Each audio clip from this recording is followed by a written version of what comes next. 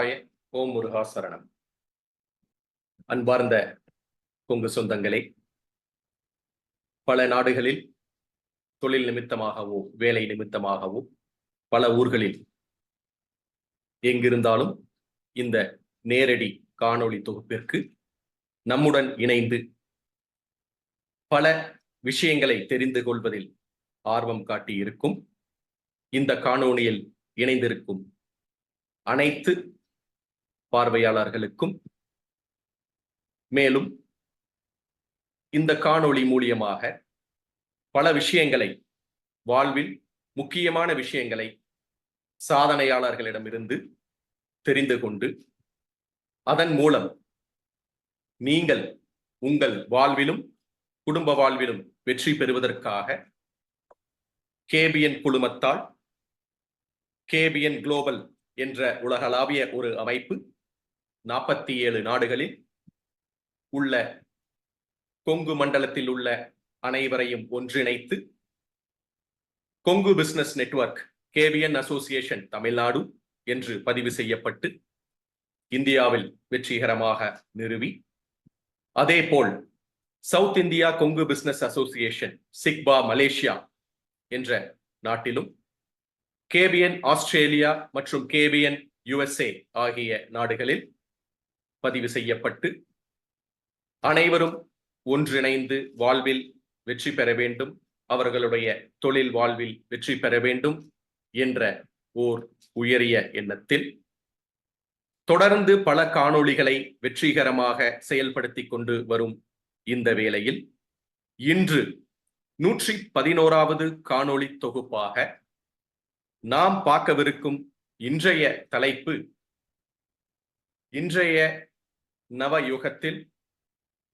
அதுவும் முக்கியமாக கொரோனா காலத்திற்கு பின்பு பல குழந்தைகளுக்கு காய்ச்சல் மற்றும் உடல் ரீதியான தொல்லைகள் வருவதை கவனத்தில் கொண்டு parent awareness for the fever outbreak in children என்ற தலைப்பில் கோவையில் புகழ்பெற்ற குழந்தைகள் நல மருத்துவர் டாக்டர் நேமிநாதன் அவர்கள் கலந்து கொண்டு இந்த காணொளி மூலியமாக இதில் கலந்துள்ள பார்வையாளர்களுக்கு பல விஷயங்களை, முக்கியமாக குழந்தைகளின் உடல்நிலை, இந்த கால சூழ்நிலையில் ஏற்படும் மாற்றங்களினால் ஏற்படுகின்ற வியாதிகள், முக்கியமாக அதில் காய்ச்சல் போன்றவற்றை விலாவாரியாக அனைவரும் தெரிந்து கொள்ள வேண்டும் என்ற ஒரு நல்ல எண்ணத்தில் கேபிஎன் குழுமம் அவரை அணுகிய பொழுது எந்த ஒரு இடையூறும் இல்லாமல் புன்முறுவலுடன் எங்களுடைய இந்த காணொளி தொகுப்பிற்கு முழு சம்மதத்தை தெரிவித்த அவரையும் கேபிஎன் குளோபல் சார்பாக உங்களையும் வருக வருக என்று இந்த காணொளிக்கு வரவேற்பது உங்களது வழக்கறிஞர் ராஜசேகரன், திருப்பூரிலிருந்து. அன்பான பார்வையாளர்களே, இந்த காணொளி தொகுப்பு முழுவதும் தமிழில் இருக்கும். காரணம் என்னவென்றால், நமது இன்றைய முக்கியமான பிரச்சனை என்னவென்றால், குழந்தைகளுடைய உடல் நலத்தை பேணி காப்பதில் ஒவ்வொரு பெற்றோருக்கும் முக்கியமான ஒரு தலையாய கடமையாகவும் இருந்து கொண்டிருக்கின்றது. அதுபோல் அதைவிட முக்கியமான விஷயம் வேறு எதுவும் இல்லை என்ற ஒரு முக்கிய பங்கு வகிக்கின்ற காரணத்தினால் பலர் இதை முழுவதும் தமிழில் வேண்டும் என்ற ஓர் விருப்பத்தை தெரிவித்த காரணத்தினாலும் இன்றைய காணொளி முழுவதுமாக தமிழில் இருக்கப் போகின்றது.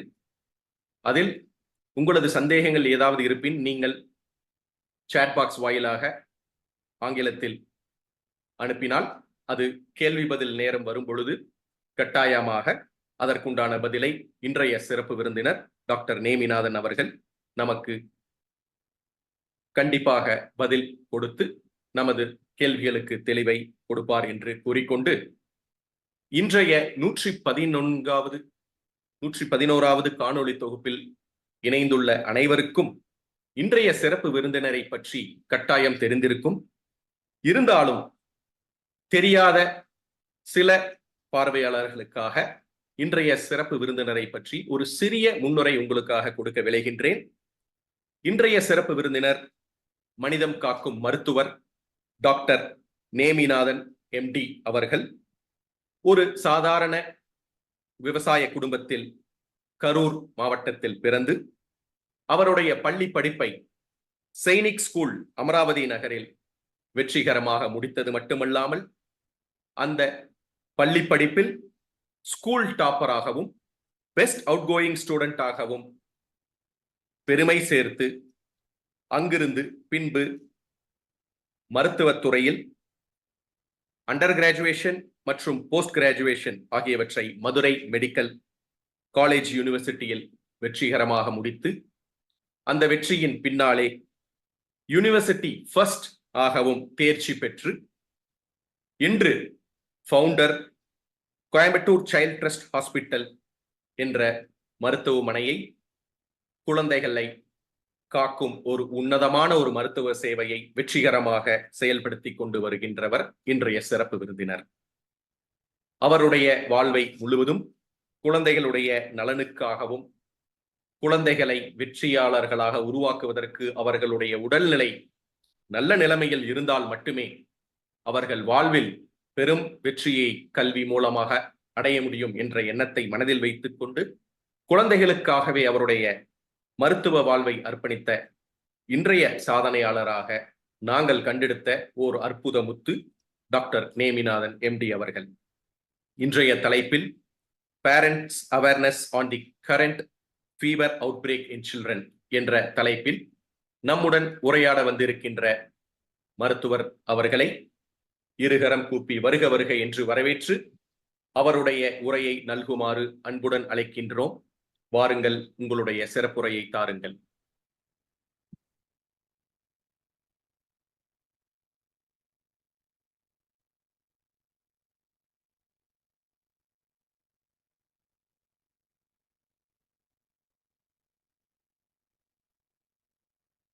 வணக்கம். Am I audible? Yes, doctor, you are audible. Clear. Am I visible? Yes, you are visible, but நீங்க ஸ்லைட்ல இருக்கிறதுனால your visibility is only in the side panel. Maybe Okay. நீங்க advanced option யூஸ் பண்ணா maybe we can add it here itself, or else we can continue. Yeah. வணக்கம் பெற்றோர்களே. எனது முதற்கண் நன்றியை KPN நிறுவனத்திற்கு ஆழ்த்திக் கொள்கிறேன். நம்ம இப்போ ரொம்ப முக்கியமான ஒரு விஷயத்த நம்ம பேச போறோம். அதாவது நம்ம குழந்தைகளோட எதிர்காலத்தை பத்தி பேச போறோம். நான் உங்களோட குழந்தைகள் நல மருத்துவர் கோயம்புத்தூர்ல இருந்து சைல்ட் ட்ரஸ்ட் மருத்துவமனையில இருந்து பேசுறேன். இந்த கலந்துரையாடல் இந்த தற்காலிக சூழ்நிலைக்காக ஏற்படுத்தியிருக்கோம். என்ன காரணத்துக்காக அப்படின்னு பாத்தீங்கன்னா, இப்ப நிறைய விஷயங்கள் நம்ம பெற்றோர்கள் ஃபேஸ் பண்றோம். அதுல நிறைய விஷயங்கள் ரொம்ப அடிக்கடி டிஸ்கஸ் பண்ணதில்ல. அதாவது நம்ம ஊர்ல பொதுவா நம்ம மக்களுக்கு மருத்துவ விழிப்புணர்வு அப்படிங்கிறது ரொம்ப ரொம்ப கம்மியா இருக்கு. நம்ம என்ன பண்ணணும் அப்படின்னா, வளர்ந்த தேசங்கள்ல பொதுமக்களுக்கு எப்படி மருத்துவ விழிப்புணர்வு இருக்குதோ அதை விட ஒரு படி மேல போய் நம்ம இந்திய நாட்டிலையுமே நம்ம இந்திய தேசத்திலையுமே விழிப்புணர்வு அதிகமா ஏற்படுத்தணும். அதனால என்ன நன்மை கிடைக்க போகுது அப்படின்னா, நம்ம ஒரு தேசத்தை, நம்ம நாட்டை, பாரத தேசத்தை ஒரு வல்லரசா மாற்றணும் முடிவு பண்ணியிருக்கோம். அதுக்கு முக்கியமானது எதிர்கால தூண்களே வளரும் குழந்தைகள் தான். அவங்களோட எதிர்காலம் நல்லா இருக்கணும் அப்படின்னா we have to invest in health now. அந்த முதலீடு பண்ணாதான் அவங்க எதிர்காலம் நல்லா இருக்கும். அதுக்கு ஒவ்வொரு விஷயத்துக்கும் குழந்தைகளோட எதிர்காலம் கையில இருக்கிறது நம்ம பெற்றோர்களோட கையில. ஆனால் நம்மளோட நாலேஜ், நம்மளோட literacy level, particularly medical literacy, அதை வச்சுதான் குழந்தைகளோட எதிர்காலமே இருக்குது. அதனால இந்த ஸ்லைட்ஸ் நான் சொல்லக்கூடிய 45 மினிட்ஸ் பேசக்கூடிய ஸ்லைட்ஸ் எல்லாமே ஒரு சயின்டிபிக்கா எவிடன்ஸ் பேஸ்டா பேரண்ட்ஸ்க்கு நிறைய நாலேஜ் கொடுக்க போறேன். அது பெற்றோர்கள் இதுல கலந்துருக்கிற 500 பேர் கலந்துருக்கீங்க. அது இல்லாம நிறைய பேர் ஃபேஸ்புக்லயும் ஜாயின் பண்ணிருக்கீங்க. நீங்க எல்லாரும் உங்களோட கடமை என்ன அப்படின்னா, நம்ம ஒரு குளத்துல நடுவுல ஒரு கல்லை போட்டோம் அப்படின்னா அந்த அலைகள் உருவாகிறது கரைகள் எல்லா பக்கம் போய் சேரும்.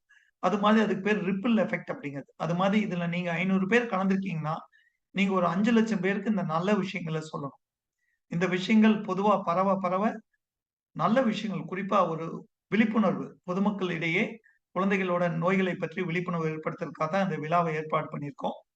இதுல இப்ப இருக்கிற சூழ்நிலையில பாத்தீங்கன்னா, இந்த கோவிடுக்கு அப்புறம் நிறைய குழந்தைகளுக்கு நிறைய குறிப்பா வைரஸ் காய்ச்சல் நிறைய பரவிட்டு இருக்குது. கூடவே ஒரு சில பாக்டீரியாவும் காய்ச்சல் உண்டு பண்ணிட்டு இருக்கு. பாத்தீங்கன்னா, இப்ப நிறைய டாக்டர்ஸ போறப்ப ஃப்ளூ காய்ச்சல்னு சொல்லுவாங்க. கை, கால், வாய் நோயின்னு சொல்லுவாங்க. பிராங்கியோலைட்டிஸ் வைரஸ் நோயின்னு சொல்லுவாங்க. சம்டைம்ஸ் டெங்கு மாதிரி நோய்களும், H1N1 சொல்லக்கூடிய ஃப்ளூ நோய்களும், இது மாதிரி நிறைய வைரஸ் இப்ப சமுதாயத்துல பரவிட்டு இருக்கு. குறிப்பா இப்ப வந்து மான்சூன், அதாவது இப்ப நமக்கு நவம்பர், டிசம்பர்ல தமிழ்நாட்டுல மழை பெய்யறதுனால, நிறைய அந்த வைரல் மான்சூன் ரிலேட்டட் இல்னஸஸ் நிறைய பரவிட்டு இருக்கு. இதுல முக்கியமா தெரிஞ்சுக்கூடியது என்ன? ஏன் திடீர்னு சாதாரண வைரஸ் கூட வேகமா மாறுது அப்படின்னு பாத்தீங்கன்னா, இந்த 2 வருஷம் கொரோனா பீரியட்ல குழந்தைகள் எல்லாத்தையும் வீட்டோட நம்ம வச்சிருக்கும்போது, அவங்களோட உடம்புல எதிர்ப்பு சக்தி வந்து ஒரு மங்கிய நிலையில, ஒரு மழுங்கி இருந்துச்சு. அப்போ வந்து அதுக்கு பேரு வந்து ஆங்கிலத்துல இம்யூன் பிளாக்குனின்னு சொல்லுவோம். அதாவது இம்யூன் சிஸ்டம் வந்து எந்த எக்ஸ்போஷரும் இல்லாம, வீட்டுக்கு வெளிய போகாம, வீட்டுக்குள்ளேயே அடைச்சு வச்சதுனால, ரொம்ப தாழ்வான நிலையில இருந்ததுனால, ஓப்பன் பண்ணி ஸ்கூலுக்கு வெளிய போயி நல்லது, கெட்டது விசேஷங்கள்லாம் போகும்போது, அந்த முதல்ல இருந்த வைரஸஸ் வந்து இப்ப இருக்கிற குழந்தைகள தாக்கும்போது வீரியத்தன்மையா தாக்குது. அது ஒரு முக்கியமான காரணம். 2வது 2 வருஷமா நெறைய தடுப்பூசிகள் வந்து நம்ம போடக்கூடிய தடுப்பூசிகள் வந்து ஒரு இம்யூனைசேஷன் ஸ்டேட்டஸ், அதாவது நாங்க வந்து நெறைய இந்தியாலயே வந்து தமிழ்நாடு வந்து ஒன் ஆஃப் த இம்யூனைசேஷன்ல வந்து ரொம்ப ஹை ஸ்டேட்டஸ் உள்ள ஸ்டேட். அந்த வகையில நம்ம மினிஸ்ட்ரி ஆஃப் ஹெல்த்த நம்ம மனமார பாராட்டிடலாம். நல்ல சக்சஸ்ஃபுல் இம்யூனைசேஷன் உள்ள ஸ்டேட்ல வந்து கோவிட்னால குழந்தைகளுக்கு தடுப்பூசி போடாதனால, ஒரு சில வைரஸஸ் குறிப்பா வந்து தட்டம்மைன்னு சொல்லக்கூடிய மீசில்ஸ், மம்ப்ஸ், டிப்தீரியான்னு சொல்லக்கூடிய தொண்டை அடைப்பான், கக்குவான் அந்த மாதிரி நோய்கள்லாம் பழையபடி வர ஆரம்பிச்சிருச்சு. அதாவது எமர்ஜிங் இல்னஸஸ் இடையில இல்லாம இருந்தது திருப்பி வர ஆரம்பிச்சிருச்சு. ஸோ இதுக்கெல்லாம் ஒரு தீர்வு என்ன அப்படின்னா, நம்ம பொதுமக்களோட விழிப்புணர்வு. விழிப்புணர்வு அதிகமாக அதிகமாக எளிதாக இந்த நோய வந்து கண்டுபிடிச்சு, இந்த நோயா இருக்கலாங்கிற சந்தேகத்துல உடனே மருத்துவர போய் பார்க்கும்போது, எந்த நோயுமே ஆரம்பத்திலேயே பார்த்தோம்னா எளிதா ஜெயிச்சிடலாம். அத விட முக்கியம் உங்களுக்கு எல்லாத்துக்கும் தெரியும். Prevention is better than cure. அப்போ வந்து நம்ம வந்து எப்படி பிரிவென்ட் பண்ணலாம் அப்படிங்கிறதையும் இந்த ஸ்ட்ராட்டஜில நான் உங்களுக்கு சொல்லிக் குடுக்க போறேன். ஸோ இந்த செமினாரோட ஸ்கோப் பார்த்தீங்கன்னா, இது வந்து ஒரு இன்டராக்டிவ் செமினார். அதாவது என்னோட ஸ்பீச் முடிச்ச பிறகு we are going to have interaction. நீங்க சாட் பாக்ஸ்ல உங்க கொஸ்டின்ஸ்லாம் போடும்போது, அதுக்கு எல்லாத்தையும் ஆன்சர்ஸ் நான் பின்னாடி குடுப்பேன். இது எல்லாமே வந்து recommendations of government of India, WHO அவங்களோட ரெக்கமெண்டேஷன்ஸ் படி பண்றோம். இதுல கான்ஃப்ளிக்ட் ஆஃப் இன்ட்ரெஸ்ட் கிடையாது. இதுல ரொம்ப முக்கியமான டிஸ்க்ளைமர் என்னன்னா, this is not a replacement for doctors consultation. அது ரொம்ப ரொம்ப முக்கியமான விஷயம். இப்போ வந்து ஃபர்ஸ்ட் கேள்வி உங்ககிட்ட கேட்கக்கூடியது என்ன அப்படின்னா, யார் யாரெல்லாம் 500 பேர் அட்டெண்ட் பண்ணிட்டு இருக்கீங்க? ஒரு குழந்தைக்கு வரக்கூடிய காய்ச்சல் நண்பர், அந்த நன்மை செய்யறதுக்காக வந்திருக்கிறது அப்படிங்கிறத வந்து யார் யாரெல்லாம் நன்மை செய்யக்கூடிய செயல் அப்படின்னு விருப்பப்படுறீங்களோ, அவங்கலாம் வந்து ரைஸ் யுவர் ஹேண்ட்ஸ். நீங்க சாட் பாக்ஸ்ல கைய ரைஸ் பண்ணுங்க. சோ லெட் அஸ் சி எத்தன பேர் வந்து குழந்தைகளுக்கு வரக்கூடிய காய்ச்சல் ஒரு நன்மையான செயல் அப்படிங்கிறத நீங்க ஃபீல் பண்றீங்கன்னு பார்க்கலாம். அட் த சேம் டைம் அத அது வந்து நன்மை உண்டு பண்ணக்கூடிய செயல் கிடையாது. அது வந்து ஒரு எதிரி அப்படின்னு ஃபீல் பண்றவங்க ரைஸ் பண்ணாம இருங்க. சோ ஹேண்ட் ரைஸ் பண்றவங்க எல்லாமே நண்பர்ன்னு நினைக்கிறவங்க. சோ இந்த இன்ட்ரோடக்ஷனோட மெஜாரிட்டி நெறைய பேர் ஹேண்ட் ரைஸ் பண்ணியிருக்கீங்க. அப்படின்னா நெறைய பேர் ஃபீல் பண்றது சயின்டிஃபிக்கா கரெக்ட்டா ஃபீல் பண்ணியிருக்கீங்க. ஃபீவர் அப்படிங்கிறது ஒரு புரொடெக்டிவ் மெக்கானிசம். அதாவது ஒரு தற்காப்பு ஒரு செயல் தான் காய்ச்சல். அப்படின்னா என்னன்னா, உதாரணமா ஒரு கிருமி நம்ம ஒரு வைரஸோ, பாக்டீரியாவோ நம்ம உடம்புக்குள்ள போச்சுன்னா, நம்ம பாடியில வந்து பிட்யூட்டரி கொஞ்சம் கீழ ஹைப்போதாலமஸ் அப்படிங்கிற இடத்துல வந்து ஒரு தெர்மோ ரிசெப்டார், அதாவது நம்ம தட்பவெப்பநிலையை ஒரு நிலைப்படுத்தக்கூடிய ஒரு சென்டர் இருக்குது. அது என்ன பண்ணும் அப்படின்னா, இன்ஃபெக்ஷன் பாடியில வந்த உடனே நம்ம பாடி டெம்பரேச்சர உயர்த்தி, அந்த உள்ள இருக்க வைரஸ, பாக்டீரியாவோட எண்ணிக்கையை குறைக்கும். உதாரணமா நம்ம எல்லாம் சாதாரணமா நம்ம குழந்தைகளுக்கு பிறந்த உடனே காது குத்துறது நிகழ்ச்சி பார்த்திருப்பீங்க. அப்ப பார்த்தீங்கன்னா, ஒரு சின்ன கம்பியவோ, இல்ல ஒரு ஒரு கூர்மையான பொருள வந்து நல்லா ஒரு விளக்குலயோ, அடுப்புலயோ காமிச்சு பளுபளுன்னு பழுக்கிற மாரி பண்ணிருவாங்க. பழுத்த பிறகு ஆறுன பிறகு ஜில்லுன்னு ஆறுன பிறகு அத வச்சு குத்துவாங்க. அந்த காய்ச்சறது எதுக்காகன்னா, அந்த பொருள்ல இருக்கக்கூடிய கிருமிகள நாசி அழிக்கிறதுக்காக பண்ணுது. சோ ஹீட் இஸ் அ கிருமி நாசி. அப்ப என்ன பண்ணும்னா, நம்ம உடம்பு வந்து சூட்ட உற்பத்தி பண்ணி, காய்ச்சல உற்பத்தி பண்ணி, கிருமியோட எண்ணிக்கைய குறைச்சு, நம்ம இன்ஃபெக்ஷன்ல இருந்து புரொடெக்ட் பண்ணும். சோ இதுல தெரிஞ்சுக்கக்கூடியது என்னன்னா, ஒவ்வொரு காய்ச்சல் வரக்கூடிய ஒவ்வொரு குழந்தைக்கும், அது ஒரு தற்காப்பு செயல். நம்ம நோயிலிருந்து விடுபட்டு வெளியே வர்றதுக்காக உடம்பு ஒரு எடுக்கக்கூடிய யுக்தி தான் வந்து காய்ச்சல். சோ இதுல முக்கியமா தெரிஞ்சுக்கூடியது என்னன்னா, வாஸ் மெஜாரிட்டி, அதாவது குழந்தைகளுக்கு வரக்கூடிய காய்ச்சல்ல நிறைய காய்ச்சல் வந்து இயற்கையா வரக்கூடிய ஒரு செயல். அது வந்து செல்ஃப் லிமிட்டிங், தானாகவே குறைஞ்சிரும்.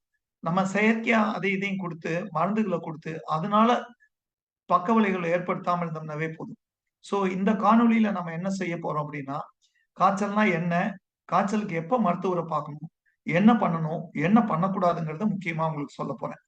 இதுல முக்கியமான விஷயம், அந்த நீங்க எல்லாம் தெரிஞ்சுக்கூடியது என்னன்னா, பதட்டம் மட்டும் படவே கூடாது. பதட்டப்பட்டோம்னா, தேவையில்லாம அந்த குழந்தைகளுக்கு நமக்கு ஒட்டக்கூடிய பதட்டம் குழந்தைக்கு ஒட்டி, அது தேவையில்லாம அது அன்னெசரி மெடிசின்ஸ், தேவையில்லாம மருந்துகள் குடுக்குற சூழ்நிலைக்கு வந்துரும். தேவையில்லாம டெஸ்ட் பண்ற மாதிரி வந்துரும். நீங்க தெரிஞ்சுக்கூடியது என்னன்னா, vast majority nature will cure.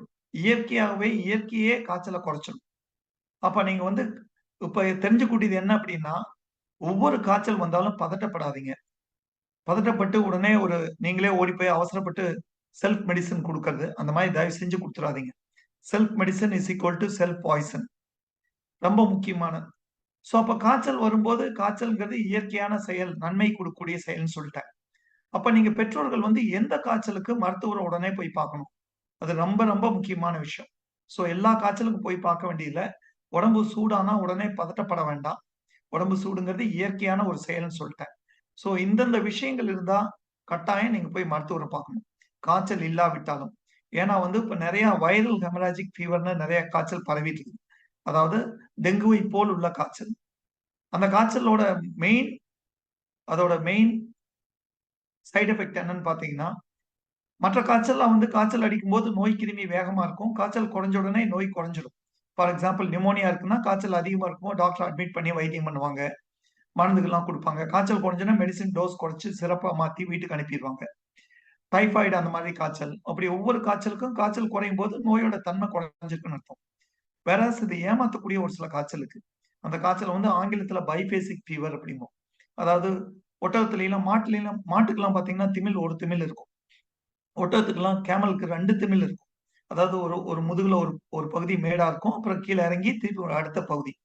இந்த பைபேசிக் ஃபீவர்ங்கிறது முதல்ல காய்ச்சல் அடிக்கும். இடையில கேப் விட்டுரும். 1 நாள், 2 நாள். அதுக்கப்புறம் 2வது வரக்கூடிய காய்ச்சல் வந்து problematic fever. Fever with warning science. அதாவது ஆபத்தை ஏற்படுத்தக்கூடிய ஃபீவர். சோ, முக்காவாசி இந்த டெங்கு லைக் இல்னஸ்ங்கிறது வந்து காய்ச்சல் குறைஞ்ச பிறகு தான் காம்ப்ளிகேஷன் வரும். ஆங்கிலத்தில என்ன சொல்லுவோம்னா, க இந்த complications of the disease will arise after the disappearance of fever. அதாவது காய்ச்சல் இறங்குன பிறகு பெற்றோர்கள் வந்து அப்பாடா! குழந்தைக்கு நல்லாயிருச்சு, காய்ச்சல் இறங்கிருச்சுன்னு நினைக்கும்போது, நோய் வேகமா மாறிரும். சோ இந்த காணொளி காண்ற அத்தனை பெற்றோர்களும், நீங்க குழந்தைக்கு காய்ச்சல் வரும்போது கவனிக்கக்கூடியது குழந்தை எப்படி இருக்குன்னு பார்க்கணும். காய்ச்சல் எப்படி இருக்குன்னு பார்க்கக்கூடாது. ஏன்னா காய்ச்சல்ங்கிறது ஒரு புரொடெக்டிவ் மெக்கானிசம், நன்மைக்கு தரக்கூடிய செயல். காய்ச்சலோட இந்த அறிகுறிகள் இருந்துச்சுன்னா, காய்ச்சல் இல்லாவிட்டாலும் உடனே போய் மருத்துவர பார்க்கணும். அதான் ரொம்ப முக்கியம். அப்ப நீங்க தெரிஞ்சுக்கூடியது என்னன்னா, குழந்தை சின்ன குழந்தையா இருக்குது. கை குழந்தையா இருக்கு. 6 மாச குழந்தை, 1 வருஷ குழந்தை. நை நைன்னு அழுதுகிட்டே இருக்கு. விடாம அழுதுகிட்டே இருக்கு. பால் கூட குடிக்க மாட்டேங்குது. மார்புல குழந்தைய வச்சா கத்துது. அப்படின்னா, அந்த குழந்தைக்கு வந்து வேகமான அறிகுறிகள் இருக்குன்னு அர்த்தம். காய்ச்சலே இல்லைனாலும், இந்த மாதிரி அழுதுகிட்டே இருந்தா உடனே டாக்டர பார்க்கணும். ரொம்ப குழந்தை ரொம்ப சோர்வா இருக்கு. ஸ்கூல் போற குழந்தை. ஸ்கூல் முடிச்சுட்டு 5 மணிக்கு வருதுங்க சார். வந்த உடனே அடுத்த நிமிஷம் பேக்க வீசி எறிஞ்சுட்டு ஓடி போய் விளையாண்ட்டு இருப்பான். என்னன்னே தெரியல இன்னைக்கு பேக்க போட்டு அப்படியே அந்த இடத்திலேயே படுத்துக்கிட்டான் சார். தூங்கிட்டே இருக்கிறான் அப்படின்னு நெறைய பேர் வந்து சொல்லுவாங்க. சோ எக்ஸசிவ் டயர்ட்னஸ் இந்த 2 இருந்துச்சுன்னா, குழந்தைக்கு வந்து முக்கியமான ஒரு அறிகுறி. இந்த காய்ச்சலோட பாதிப்பு குழந்தை இருக்குதுன்னு அர்த்தம். சோ உடனே போய் உங்க ஃபேமிலி டாக்டர போய் பார்த்துருங்க. சோ யங் சில்ட்ரன் கை குழந்தைங்க நை நைன்னு அழுகுறதும், பெரிய குழந்தைங்க சோர்ந்து படுக்கிறதும், சோர்வா இருக்கிறது, தூங்கிட்டே இருக்கிறது, ஒரு வாட்டமா இருக்கிறது, துடி இல்லாம இருக்கிறது, சுருண்டு சுருண்டு படுத்துக்கிறது. இதெல்லாம் முக்கியமான அறிகுறி. காய்ச்சல் இல்லைன்னா கூட இந்த அறிகுறி இருந்துச்சுன்னா, உடனே போய் மருத்துவர பார்த்தரணும். இது மாதிரி முக்கியமா 5 அறிகுறி சொல்லப் போறேன். 2வது முக்கியமான அறிகுறி, சாதாரணமா மூச்சு விடுறத விட வேக வேகமா மூச்சு விடுறது. கை குழந்தைங்க மார்பு தாய்ப்பால் குடுக்கறதுக்கு வச்சோனே, பால் குடிக்கிறத விட்டு விட்டு குடிக்கிறது. நிறுத்தி நிறுத்தி குடிக்கிறது. பால் சரியா குடிக்காம இருக்கிறது. இதெல்லாம் வந்து நுரையீரல பாதிச்சிருக்குன்னு அர்த்தம். உடனே போய் மருத்துவர பார்க்கணும். மூணாவது முக்கியமான அறிகுறி வயிற்று வலி, வயிறு வீக்கம், பசி சரியா இல்லாம இருக்கிறது, எந்த உணவு குடுத்தாலும் வாந்தி பண்ணிறது, உணவு சாப்பிடாம இருக்கிறது வந்து ரொம்ப ரொம்ப முக்கியமான அறிகுறி. ஏன்னா குழந்தைகளுக்கு வந்து அந்த உணவு சாப்பிடாம இருந்தாங்கன்னா, அந்த பாடியில வந்து எனர்ஜி இருக்காது. அப்ப குழந்தைங்க ரொம்ப வாடிருவாங்க. ஸோ ஆல்ரெடி அண்டர்லைங் டிசீஸ் உள்ள இருக்க நோயும் பாதிப்பை ஏற்படுத்தும். நோய் உணவு சாப்பிடாதனால ஹைப்போகிளைசீமியா சுகர் லெவல் கம்மியாகி இன்னும் ரொம்ப வாடிடுவாங்க. அதனால உணவு சாப்பிடாத குழந்தைய உடனே மருத்துவரை பார்த்துடணும். காய்ச்சல் இல்லைனாலும் உடனே டாக்டர் பார்க்கணும். 4வது முக்கியமான விஷயம், இது ரொம்ப முக்கியமான விஷயம். குறைவான சிறுநீர். அதாவது சராசரியா குழந்தை ஒரு நாளைக்கு மினிமம் ஒரு 4லிருந்து 6 தடவை யூரின் போகணும். அதாவது குறைந்தது 6 மணி நேரத்துக்கு ஒருக்காவது ஒரு யூரின் போகணும். யூரினே போகல, குழந்தை 8 மணி நேரம் ஆச்சு, 10 மணி நேரம், 12 மணி நேரம் யூரின் போகலைன்னா, உடனே மருத்துவரை பார்த்துடணும். ரொம்ப ரொம்ப முக்கியமான விஷயம். ஏன்னா வந்து யூரின் போகலைன்னா உடம்புல வந்து ஹைட்ரேஷன் ஈரப்பசை இல்லைன்னு அர்த்தம். அந்த குழந்தை கட்டாயமா டாக்டர பார்க்கணும். காய்ச்சல் இல்லைனாலும் யூரின் போகாம இருக்கிறது ஒரு முக்கியமான அறிகுறி. நான் முதல்லயே சொன்ன மாதிரி காய்ச்சல பார்க்கக்கூடாது, குழந்தைய பார்க்கணும். இந்த 4 அறிகுறியில முக்கியமான அறிகுறி பசியின்மை, குறைவான சிறுநீர் ரொம்ப ரொம்ப முக்கியம். ஸோ குறைவான சிறுநீர் வந்து சாதாரணமா நம்ம கவனிக்க மாட்டோம். இன்னையிலிருந்து நீங்க வந்து சிறுநீர பார்க்கணும். சரியா போகல அப்படின்னாவே உடனே சந்தேகப்பட்டு டாக்டர போய் பார்த்துடணும். இந்த காணொளியை பார்த்தேங்க சார். எங்க மருத்துவர் டாக்டர் நேமிநாதன் வந்து குறைவான சிறுநீர் இருந்தா உடனே உங்களை பார்க்க சொன்னாங்க. காய்ச்சல் குறைஞ்சிருச்சுங்க சார். நேத்து காலையில இருந்து காய்ச்சல் இல்ல. பட் குழந்தை வாடி இருக்குது. நை நைன்னு அழுதுகிட்டே இருக்குது. மூச்சு விட சிரமப்படுது. வயிறு வீங்கி இருக்குது. உணவு சரியா சாப்பிட மாட்டேங்குது. யூரின் கம்மியா போகுது. சோர்ந்து சோர்ந்து படுத்துக்குது. இந்த அறிகுறிகள்ல ஏதான ஒண்ணு இருந்தா கூட காய்ச்சல் இல்லைனாலும் உடனே டாக்டர போய் பார்க்கணும். ரொம்ப ரொம்ப முக்கியம். இவ்வளவு நாளா நம்ம பார்த்துட்டு இருந்தது, நெறைய எஜுகேட்டட் பேரண்ட்ஸ் எல்லாருமே வந்து தெர்மோமீட்டர் வச்சு டெம்பரேச்சர் பார்த்துட்டே இருப்போம். டெம்பரேச்சர்ல வந்து ரொம்ப முக்கியம். காய்ச்சல் எவ்வளவு டிகிரி இருக்குங்கிறது முக்கியம் கிடையாது. குழந்தை எப்படி இருக்குதுங்க முக்கியம். அதனால இன்னையிலிருந்து இந்த காணொளி பார்க்குற அத்தன பேரும் 2 கையையும் யூஸ் பண்ணணும். 2 கையும் யூஸ் பண்ணோம் அப்படின்னா, ஒரு உதாரணத்துக்கு நான் என் உடம்புல வச்சு காமிக்கிறேன். ஒரு கைய வந்து நம்ம பின்பகுதிய வந்து அதாவது டார்சம் ஆஃப் த ஹேண்ட வந்து பின்பகுதிய நெஞ்சு மேல வச்சுக்கணும். இன்னொரு கைய உள்ளங்கையவோ, உள்ளங்காலவோ இப்படி பிடிச்சுக்கணும். ஸோ இந்த நெஞ்சு மேல வைக்கிறது கோர் டெம்பரேச்சர் உடம்போட சூடு. இந்த கை கால பிடிக்கிறது இப்படி பிடிக்கிறது பெரிஃபெரிஸ் அதாவது வெளிப்பாகத்தோட கை காலோட நிலைய குறிக்கூடியது. ஸோ காய்ச்சல் இருக்கும்போது மேல உடம்பு சூடா இருக்கு. கை காலும் வெதுவெதுன்னு இருக்குன்னா ஒண்ணும் பயப்பட வேண்டியதில்ல. மேல உடம்பு ஜில்லுன்னு இருக்கு. காலும் ஜில்லுன்னு இருக்குன்னா ஒண்ணும் பயப்பட வேண்டியதில்ல. உடம்பு நெருப்பா கொதிக்குது. கை கால் ஐஸாட்டு இருக்குது அப்படின்னா, உடனே மருத்துவர பார்க்கணும். இது வந்து ரொம்ப ரொம்ப முக்கியம். இது எதனால வருதுன்னா, இந்த கேப்பிலரி ரீஃபில் டைம் அப்படின்னு சொல்லக்கூடிய அதாவது ரத்தோட்டம் உறுப்புகளுக்கு போக ரத்தோட்டம் கொஞ்சம் குறைவா இருக்கனால இந்த மாதிரி வருது. இது வந்து நாங்க மருத்துவர்கள்லாம் வந்து ஏர்லி எவிடன்ஸ் ஆஃப் ஷாக்ன்னு சொல்லுவோம். ஸோ இந்த மாதிரி காய்ச்சல் இருக்கும்போது 2 கை யூஸ் பண்ணி பார்க்கிறது தான் முக்கியம். சம்டைம் தெர்மோமீட்டர் வச்சு பார்த்துட்டு நம்ம கையையும் காலையும் பிடிச்சு பார்க்காம விட்டுருவோம். அதனால 2 கையும் யூஸ் பண்ணும்போது எளிதாக கண்டுபிடிச்சிடலாம். இது ரொம்ப ரொம்ப முக்கியம். இந்த மீட்டிங் அட்டெண்ட் பண்ற அத்தன பேரும் இன்னையிலிருந்து 2 கை யூஸ் பண்ணும். ஒண்ணு வணக்கம் சொல்ல யூஸ் பண்ணும். 2வது இந்த மாதிரி விழிப்புணர்வு நடந்தா அந்த மருத்துவர பாராட்டுறதுக்கு யூஸ் பண்ணும். 3வது குழந்தைக்கு காய்ச்சலுக்கு யூஸ் பண்ணும். ஸோ 2 கை யூஸ் பண்ணா தான் நம்ம வாழ்க்கையில நெறைய சாதிக்க முடியும். ஸோ காய்ச்சல்ல இருந்து விடுபடுறதுக்கு 2 கை யூஸ் பண்ணணும். ஒண்ணு நெஞ்சு மேல, இன்னொன்னு பாதத்த பிடிச்சுக்கணும். பிடிச்சுட்டு 2மே நார்மலா இருந்தா விட்டறலாம். ஒரு பக்கம் நெஞ்சு சூடாவும், நெருப்பா கொதிக்குது, கை கால் ஜில்லுன்னு இருக்குன்னா, உடனே நடுராத்திரியா இருந்தாலும் உடனே மருத்துவர பார்த்தரணும். உங்க ஃபேமிலி டாக்டர பார்த்து, இப்படி கை கால் ஜில்லுன்னு இருக்குங்க டாக்டர். உடனே அட்மிட் பண்ணுங்கன்னு சொன்னா, டாக்டர் உடனே அட்மிட் பண்ணி குளுக்கோஸ் போட்டாங்கன்னா, சாதாரண குளுக்கோஸ்ல பெரிய நோயிலிருந்து தப்பிச்சிடலாம். ஸோ இந்த விழிப்புணர்வு தான் ரொம்ப முக்கியம். ஸோ இந்த டேஞ்சர் சைன்ஸ்ன்னு சொல்லக்கூடிய இந்த டேஞ்சர் சைன்ஸ ரொம்ப முக்கியமா பார்க்கக்கூடியது உடம்புல எங்கேயாச்சும் சிவப்பு சிவப்பா புள்ளி கொசு கடிச்ச மாதிரி இருந்தாலோ, இல்ல வாந்தி காப்பி கலர்ல இருந்தாலோ, மோஷன் கருப்பா போனாலோ, இல்ல மூக்குலயோ, காதுலயோ, வாயிலயோ ரத்த கசிவு இருந்தா, உடனே டாக்டர பார்த்தரணும். ஸோ இந்த அறிகுறிகள் 6 அறிகுறிகள் இந்த மாரி இருந்துச்சுன்னா, உடனே டாக்டர் போய் பார்த்துட்டீங்கன்னா, நம்ம குழந்தைகள்ல இந்த காய்ச்சல்னால வரக்கூடிய இழப்ப வந்து நம்ம தவிர்த்திடலாம். பார்த்தீங்கன்னா, வளர்ந்த தேசங்கள்ல எல்லாம் வந்து இந்த காய்ச்சல்னால வரக்கூடிய இழப்பு ஆல்மோஸ்ட் பிராக்டிகலி 0வா இருக்கும். நம்ம தேசத்திலயும் குறிப்பா நம்ம நாட்டிலயுமே இந்த காய்ச்சல்னால வரக்கூடிய உயிரிழப்ப வந்து தவிர்க்கணும் அப்படின்னா, இந்த டேஞ்சர் சைன்ஸ நம்ம தெரிஞ்சுக்கணும். ஸோ இந்த டேஞ்சர் சைன்ஸ இந்த மீட்டிங் அட்டெண்ட் பண்ற எல்லாரும், நீங்க இத ஒரு ஃபோட்டோ எடுத்து வச்சுக்கங்க. இத இத மத்தவங்களுக்கு ஷேர் பண்ணுங்க. இந்த டேஞ்சர் சைன்ஸ் இருந்துச்சுன்னா, காய்ச்சல் இல்லைனாலும் மருத்துவர உடனே பாருங்க. இப்படி பார்க்கும்போது we can bring down the mortality to 0. அதாவது உயிரிழப்பு இல்லாத தேசமாக மாத்திடலாம் இந்த 5 விஷயத்த. சோ இன்னையிலிருந்து காய்ச்சலை பார்க்க கூடாது, குழந்தையை பார்க்கணும். காய்ச்சல் இல்லாவிட்டாலும் இந்த அறிகுறிகளை மேலே கூறிய அறிகுறிகள் ஒண்ணு இருந்தா கூட உடனே டாக்டரை பார்த்தாங்க. நீங்க சொல்லும் போதே டாக்டர் என் குழந்தை காய்ச்சல் குறைஞ்சிச்சு பட் அறிகுறி இருக்குன்னு சொல்லணும். அறிகுறி இருக்குன்னு பெற்றோர்கள் சொன்னாவே இந்த விழிப்புணர்வு இந்த மாநாட்டை நீங்க கலந்திருக்கீங்கன்னு அர்த்தம். சோ இந்த நிமிஷத்துல இருந்து இந்த மீட்டிங் அட்டன் பண்ணாத உங்க நண்பர் குழந்தையோ இல்ல அக்கா குழந்தையோ அண்ணா குழந்தையோ எதுக்காச்சும் காய்ச்சல் வந்து குறைஞ்சிருச்சு பட் அறிகுறி இருக்குது அப்படின்னா உடனே டாக்டர் போய் பார்த்தாங்க. சோ இந்த விழிப்புணர்வு வந்து நம்ம தேசம் ஃபுல்லா பரப்பணும்னா நம்ம நாடு கட்டாயமா ஒரு இழப்பில்லாத ஒரு தேசமா மாத்திடலாம். சோ காய்ச்சல்ல தெரிஞ்சக்கூடிய அத்தனையும் இதுல இருக்குது. சோ இதுக்கு பேர் வந்து ரெட் பிளாக் சைன்ஸ் சொல்லக்கூடிய டேஞ்சர் சைன்ஸ் சொல்லக்கூடியது. இதுல முக்கியமா நீங்க தெரிஞ்சுக்கூடியது காய்ச்சல் குறைந்த பிறகுதான் நிறைய காய்ச்சல்ல வந்து இந்த அறிகுறிகள் வருங்கிறதையும் தெரிஞ்சுக்கணும். காய்ச்சல் குறைஞ்சிரும், ஒரு நாள் 24 மணி நேரம் காய்ச்சல் இருக்காது, 48 மணி நேரம் காய்ச்சல் இருக்காது. அப்பாடா நல்லாயிடுச்சு நம்ம நினைச்சுக்கிட்டு வீட்டுல வச்சிருப்போம். பட் குழந்தைக்கு அறிகுறி தெரிய ஆரம்பிச்சிடும். இந்த டைம்ல போய் டாக்டரை பார்த்துட்டீங்கன்னா ஈஸியா அந்த காம்ப்ளிகேஷன் வராம தடுத்துடலாம். ஒருவேளை இந்த மாதிரி பிக்கப் பண்ணாம விட்டீங்கன்னா இழப்பு விகிதம் வந்து ரொம்ப அதிகம்.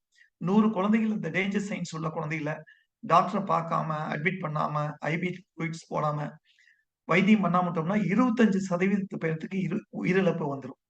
அதே டைம்ல இந்த மருத்துவ விழிப்புணர்வு இந்த சயின்ஸ் டேஞ்சர் சயின்ஸ் இருக்கும்போது டாக்டர் பாத்தீங்கன்னா 0, அதாவது இழப்பே இல்லாத ஒரு நாடா தேசமா மாத்திடலாம். இது ரொம்ப ரொம்ப முக்கியமான ஸ்லைட். இது நீங்க எல்லாத்துக்கும் இதை பகிர்ந்துக்கணும். அடுத்து வரக்கூடியது முக்கியமான என்ன பண்ணணும் என்ன பண்ணக்கூடாது. பெற்றோர்கள்ட்ட ரொம்ப முக்கியமான விஷயம் இதுல தெரிஞ்சுக்கூடியது என்னன்னா காய்ச்சல் வந்த உடனே படபடக்க வேண்டாம். ஏன்னா நிறைய பேர் வந்து நான் பார்த்துட்டு இருக்கிற குழந்தைகள பெற்றோர்கள்ல காய்ச்சல் 8 மணிக்கு ஸ்கூல் பஸ்ல டாடா சொல்லி அனுப்பியிருப்பாங்க. ஒரு 10 மணிக்கு ஸ்கூல் மிஸ் கூப்பிட்டு ஃபீவர் 101 இருக்குதுன்னு வந்து கூட்டிட்டு போங்கன்னு சொல்லுவாங்க. உடனே அந்த பெற்றோர் போய் பதறி அடிச்சு போய் கூட்டிட்டு உடனே நம்ம எமர்ஜென்சி டிபார்ட்மெண்ட்டுக்கு 12:30க்கு வந்துருவாங்க. 12:30க்கு வந்துட்டு உடனே காய்ச்சல் அதிகமா இருக்கு, ஏதாச்சும் பண்ணி உடனே காய்ச்சலை குறைங்க அப்படின்னு ஒரு பதட்டம். ரொம்ப முக்கியமான விஷயம், பதட்டம் மட்டும் படக்கூடாது. இந்த விஷயம் இல்ல, எல்லா விஷயத்திலையும் காய்ச்சல்ல வந்து முக்கியமான விஷயம் நீங்க கத்துக்கூடியது என்னன்னா பதட்டப்படக்கூடாது. ஏன் பதட்டப்படக்கூடாது அப்படின்னா உதாரணமா வந்து ஒரு நோய் வர்றதுக்கு காய்ச்சல் வர்றதுக்கு ஒரு நோய் கிருமி உள்ள உடம்புக்குள்ள போய் இந்த பைரோஜென்ஸ் சொல்லக்கூடிய காய்ச்சலை தூண்டக்கூடிய நிலையை ஏற்படுத்தும். இது நோய் உள்ள நுழைஞ்சு அந்த காய்ச்சலை உண்டு பண்ணதுக்கு பீரியட் பேர் வந்து இன்குபேஷன் பீரியட்னு சொல்லுவோம். நிறைய வைரஸ்க்கு சாதாரணமா சொல்லக்கூடிய இன்ஃபுளுன்சா லைக் வைரஸ், அதாவது ஃப்ளூ வைரஸ், ஆர்எஸ்விங்கிற virus, rhino virus, adeno virus, அந்த மாதிரி நிறைய வைரஸ்க்கு வந்து ஹியூமன் மெட்டானிமோ வைரஸ், அந்த வைரஸ்க்குலாம் இன்குபேஷன் பீரியட் ஃபியூ ஹவர்ஸ், ஒரு 2 மணி நேரத்துல இருந்து 2 நாளுக்குள்ள இருக்கும். 24 to 48 ஹவர்ஸ் இருக்கும். காலையில நல்லா டாட்டா சொல்லிட்டு போன குழந்தைக்கு டக்குன்னு 8 மணிக்கு போன குழந்தைக்கு 10 மணிக்கு காய்ச்சல் 101 டிகிரி வருதுன்னா இன்வேரிபிளி இது வந்து வைரஸ் காய்ச்சல். முக்காவாசி வைரஸ் காய்ச்சல் செல்ஃப் லிமிட்டிங். வந்த வேகத்துல ஒரு நாள் 2 நாள் அடிச்சு நம்ம உடம்பே அதை காய்ச்சல் வைரஸோட தன்மையை குறைச்சிடும். மருந்துகள் அதிகமா கொடுக்க வேண்டியதில்ல, பதட்டப்பட்டு ஓடி போய் டாக்டரை பார்க்க வேண்டியதில்லை. சோ ஒருவேளை அந்த காய்ச்சல் வந்துச்சுன்னா அந்த குழந்தைய வீட்டுக்கு கூட்டிட்டு வந்து ரெஸ்ட்ல வச்சுங்க. பதட்டப்பட வேண்டாம். ஓடி போய் மெடிக்கல் ஷாப்ல மருந்து மேல மருந்து வாங்கி கொடுத்துறாதீங்க. குறிப்பா பழைய பிரிஸ்கிரிப்ஷன் காமிச்சு போன தடவை கொடுத்த மருந்தை கொடுத்துறாதீங்க. போன தடவை டாக்டர் வந்து பாக்டீரியல் இல்னஸ்க்காக ஆன்டிபயோட்டிக் கொடுத்துருப்பாரு. அதே மருந்தை இந்த தடவை காமிச்சு வாங்கி கொடுத்துறாதீங்க. சோ பதட்டப்படக்கூடாது, நிதானமா இருக்கணும். குழந்தை எப்படி இருக்குன்னு பார்க்கணும். குழந்தைக்கு ஏதாச்சும் நான் கூடிய டேஞ்சர் சைன்ஸ் அறிகுறிகள் இருந்துச்சுன்னா டாக்டர் போய் பார்க்கணும். முக்காவாசி காய்ச்சல் more than 99% of the viral fevers are self limiting. ஒண்ணுமே பண்ணாம குறைஞ்சிரும். அதுல முக்கியமா செய்யக்கூடியது என்னன்னா காய்ச்சல் மருந்து கொடுத்துட்டு அடுத்த நாளே ஸ்கூலுக்கு அனுப்பிடாதீங்க. உங்க குழந்தைக்கு இருக்கக்கூடிய காய்ச்சல் குழந்தைங்க அங்க ஸ்கூலுக்கு போகும்போது மத்த குழந்தைகளுக்கு பரவிடும். அதனால நமக்கு ஒரு சமுதாய கடமைன்னு இருக்குது. ஆனால் நீங்க ஒரு குழந்தைய ஸ்கூலுக்கு அனுப்பும்போது கிளாஸ் ரூம்ல இருக்கிற அத்தனை குழந்தைகளுக்கு இந்த காய்ச்சல் வந்துடும். தயவு செஞ்சு காய்ச்சல் குறைஞ்ச பிறகு உங்க மருத்துவர்கிட்ட கேட்டு ஒரு 4ல இருந்து ஒரு வாரம் வரைக்கும் ரெஸ்ட்ல வச்சிருந்து அப்புறம் அனுப்பிச்சுடுங்க. அந்த மாதிரி பண்ணும்போது உங்க குழந்தை ரெக்கவர் ஆயிரும், மற்ற குழந்தைகளுக்கு வராது. இது வந்து ரொம்ப முக்கியமான சமுதாய கடமை. சோ பதட்டப்படக்கூடாதுங்கிறது ரொம்ப முக்கியமா தெரிஞ்சுக்கணும். நிறைய ஸ்கூல் கரஸ்பாண்டன்ஸ், ஸ்கூல் பிரின்சிபல்லாம் இந்த மீட்டிங்ல கலந்துருக்கீங்க. நீங்களும் உங்க பேரண்ட்ஸ்க்கு டைரியில வந்து இதை நீங்க எழுதி விடுங்க. நோய் உள்ள குழந்தைகள் உள்ள குடும்பத்துல பெற்றோர்கள் தயவு செஞ்சு ஸ்கூலுக்கு அனுப்ப வேண்டாம். ஏன்னா நிறைய குழந்தைங்க வந்து சார் எக்ஸாமுங்க சார், காய்ச்சல் மருந்து கொடுத்து அனுப்பிட்டேன் அப்படிம்பாங்க. என்ன எக்ஸாம், பிளஸ் டூ எக்ஸாமா அப்படின்னு கேட்டா இல்லைங்க சார், எல்கேஜி எக்ஸாம் அப்படின்னு சொல்லுவாங்க. தயவு செஞ்சு தெரிஞ்சுக்கங்க, இந்த சின்ன குழந்தைகளுக்கு இந்த படிப்புங்கிறது வந்து ரொம்ப முக்கியம் கிடையாது. ஹெல்த் தான் ரொம்ப முக்கியம். இந்த வயசுல மார்க் வாங்குறதுக்கும் எதிர்காலத்துல சாதனையாளர் வர்றதுக்கும் சம்பந்தமே கிடையாது. அதனால படிப்பை விட ஆரோக்கியம் முக்கியம். நம்ம குழந்தையோட ஆரோக்கியம் எந்த அளவுக்கு முக்கியமோ அது மாதிரி பிற குழந்தைகளோட ஆரோக்கியம் முக்கியம். அதனால ஒவ்வொருத்தவங்களுக்கும் சமுதாய கடமை இருக்குது. அதனால உங்க பேரண்ட்ஸ்க்கும் நீங்க எஜுகேட் பண்ணணும். நிறைய எஜுகேஷனிஸ்ட் இருக்கீங்க. நீங்களும் உங்க டைரியில எல்லாம் எழுதி பெற்றோர்களுக்கு நோயுள்ள குழந்தைகளுக்கு ஸ்கூலுக்கு அனுப்பக்கூடாதுங்கிறது முக்கியமா ஒரு ஸ்கூலோட மேண்டேட்டரி இதா பண்ணணும். ஏன்னா சாதாரண வியாதி, for example hand food mouth disease அப்படின்னு சொல்லக்கூடிய ஒரு வைரஸ்னால வர்றது, என்ட்ரோ வைரஸ்னால வர்றது. ஆரம்பத்துல லேசா வாயில புண்ணு மாதிரி இருக்கும், சலைவா எச்ச ஒழுகிட்டே இருக்கும், ஜொல் ஒழுகும். அப்புறம் பார்த்தா உடம்புல கையில காலெல்லாம் சின்ன சின்ன நீர் கொப்பளம் மாட்டம் வரும். இது ஹேண்ட் ஃபுட் மவுத் டிசீஸ்ங்க. இதோ குழந்தைக்கு வந்து மருந்து குடுத்துட்டு ஸ்கூலுக்கு அனுப்பிட்டாங்கன்னா, கிளாஸ் ரூம்ல இருக்கிற எல்லா குழந்தைகளுக்கும் வந்துரும். ஸோ அது மாதிரி ஒவ்வொரு வைரஸும் பரவும். ஃப்ளூங்கிறது காற்று மூலியமா பரவும்.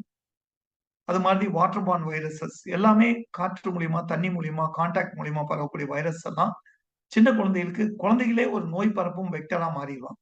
ஸோ அதனால தயவு செஞ்சு ஸ்கூலுக்கு அனுப்ப வேண்டாம். அடுத்த முக்கியமான விஷயம், self medicine is equal to self poison. அதனால வந்து கட்டாயமா நீங்க மருந்துகள் கொடுக்கக்கூடாது. மருந்துகள்ல முக்கியமா ஆன்டிபயோட்டிக்ஸ்ங்கிறது தயவு செஞ்சு கொடுக்க வேண்டாம்.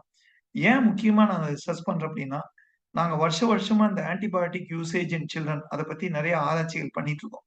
இப்ப நம்ம மருத்துவமனையிலே சைல்ட் ட்ரஸ்ட் மருத்துவமனை கோயம்புத்தூர்ல எங்களோட antibiotic prescription less than 91% of the time we don't use more than 91% of the time we don't use antibiotics. அதாவது 100 குழந்தைங்க காய்ச்சலோட வந்தாங்கன்னா 91 குழந்தைகளுக்கு ஆன்டிபயோட்டிக் கொடுக்காம வீட்டுக்கு அனுப்பிடணும். அதாவது 9% குழந்தைகளுக்கு தான் ஆன்டிபயோட்டிக் தேவை. பட் நம்ம பேரண்ட்ஸ் வந்து பதட்டத்தினால என்ன பண்ணுவோம்னா, தேவையில்லாம ஒவ்வொரு காய்ச்சலும் தேவையில்லாம பழைய பிரிஸ்கிரிப்ஷன் காமிச்சோ, அந்த பாட்டில காமிச்சோ, மெடிக்கல் ஷாப்ல காமிச்சோ வாங்கி ஆன்டிபயோட்டிக் கொடுத்துருவோம். தயவு செஞ்சு எல்லா காய்ச்சலும் பாக்டீரியானால வர்ற காய்ச்சல் நினைக்காதீங்க. Vast majority of the fever in children particularly இந்த மான்சூன்ல வர்றது, மழை காலத்துல வர்றதெல்லாம் மெஜாரிட்டி வைரஸ்னால வர்றது. அதனால தயவு செஞ்சு ஆன்டிபயோட்டிக் குடுத்துறாதீங்க. நிறைய மெடிக்கல் ஷாப் ஓனர்ஸ் இந்த மீட்டிங் அட்டெண்ட் பண்ணியிருக்கீங்க. நீங்களும் ஒரு ரூலா வச்சுக்கங்க. யாராச்சும் ஒரு பெற்றோர் வந்து பழைய பிரிஸ்கிரிப்ஷன் காமிச்சாலோ, ஆன்டிபயோட்டிக் பாட்டில காமிச்சு ஆன்டிபயோட்டிக் குடுக்கணும்னு சொன்னாங்களோ, நீங்க சொல்லிருங்க, நான் மருத்துவரோட டாக்டர் நேமிநாதனோட மீட்டிங் அட்டெண்ட் பண்ணேன். எங்க பாலிசி நாங்க மெடிசின்ஸ் குடுக்க மாட்டோம் அப்படிங்கிறத சொல்லிருங்க. அந்த வகையில நம்ம தேசத்துக்கே நன்மை செய்றீங்க. நம்ம தேசத்துல இந்த ஆன்டிபயோட்டிக் ரெசிஸ்டன்ஸ்ங்கிறது வராம தடுத்துடலாம். ஏன்னா வந்து உங்களுக்கு எல்லாம் தெரியும். நிறைய ஆன்டிபயோட்டிக் மிஸ்யூஸ் பண்ற தேசம் நம்ம தேசம். அதுல பெற்றோர்களோட விழிப்புணர்வு ரொம்ப ரொம்ப முக்கியம். அதனால இந்த மீட்டிங் அட்டெண்ட் பண்ற அத்தனை பேரும் மருத்துவரோட பரிந்துரை இல்லாம ஆன்டிபயோட்டிக் குடுக்க மாட்டோம்னு ஒரு உறுதி எடுத்துக்கணும்.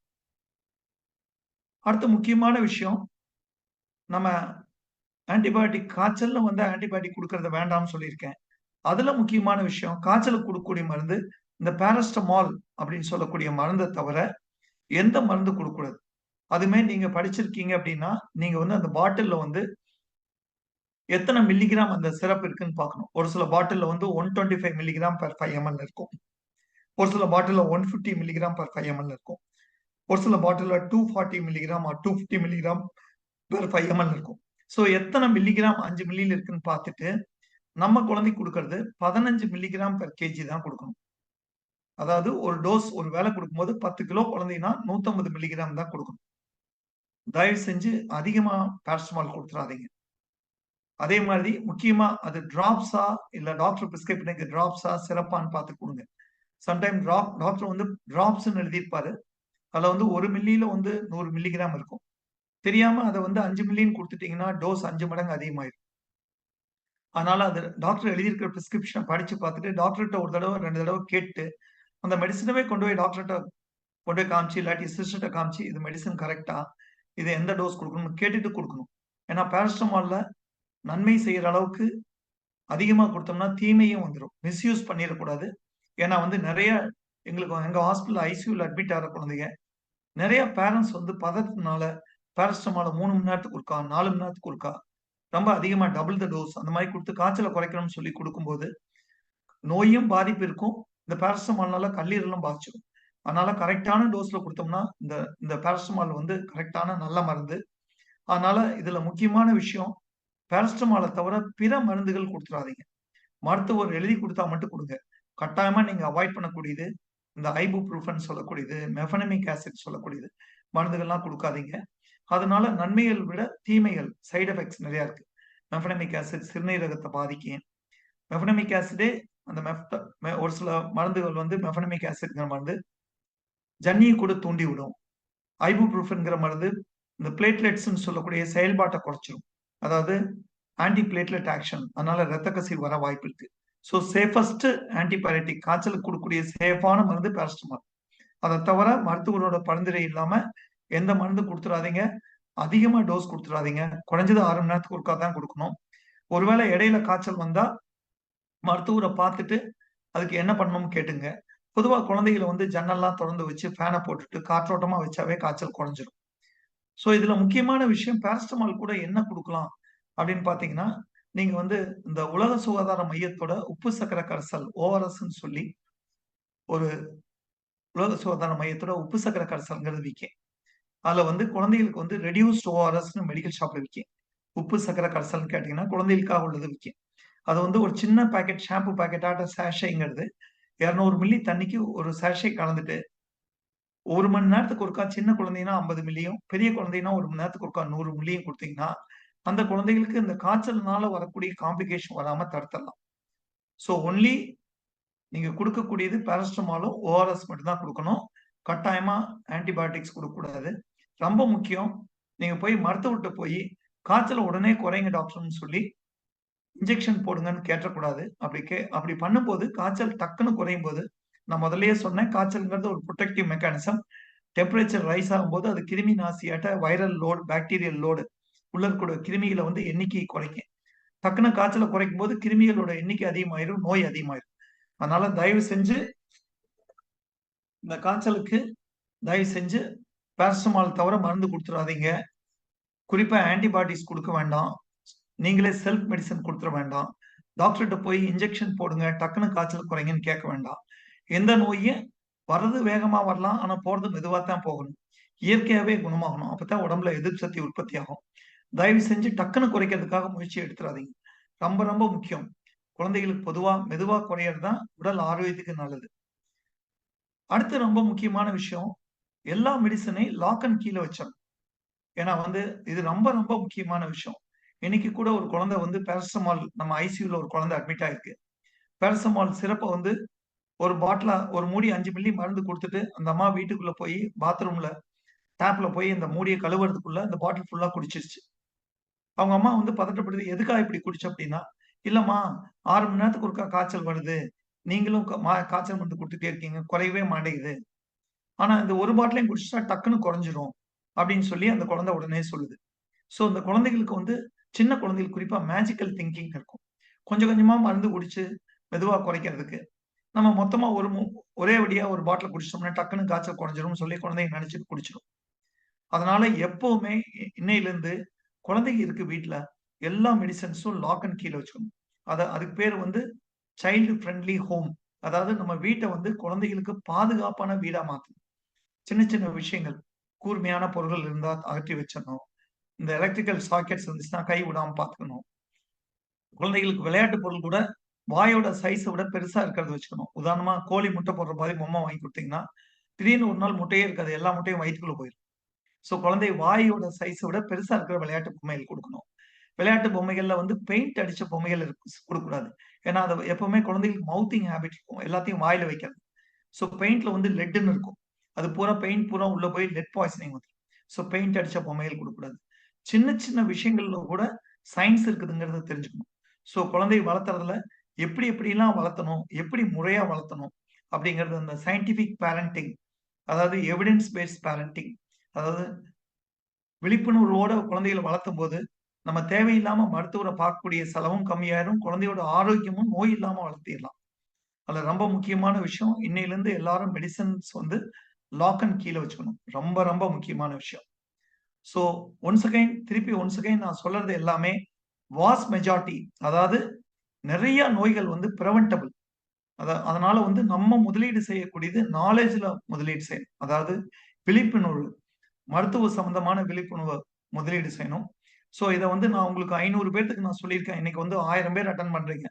500 பேர் Zoomலயும், 500 பேரு Facebookலயும் அட்டெண்ட் பண்றீங்க. நீங்க 1000 பேரும் பல லட்சம் பேருக்கு சொல்லணும்.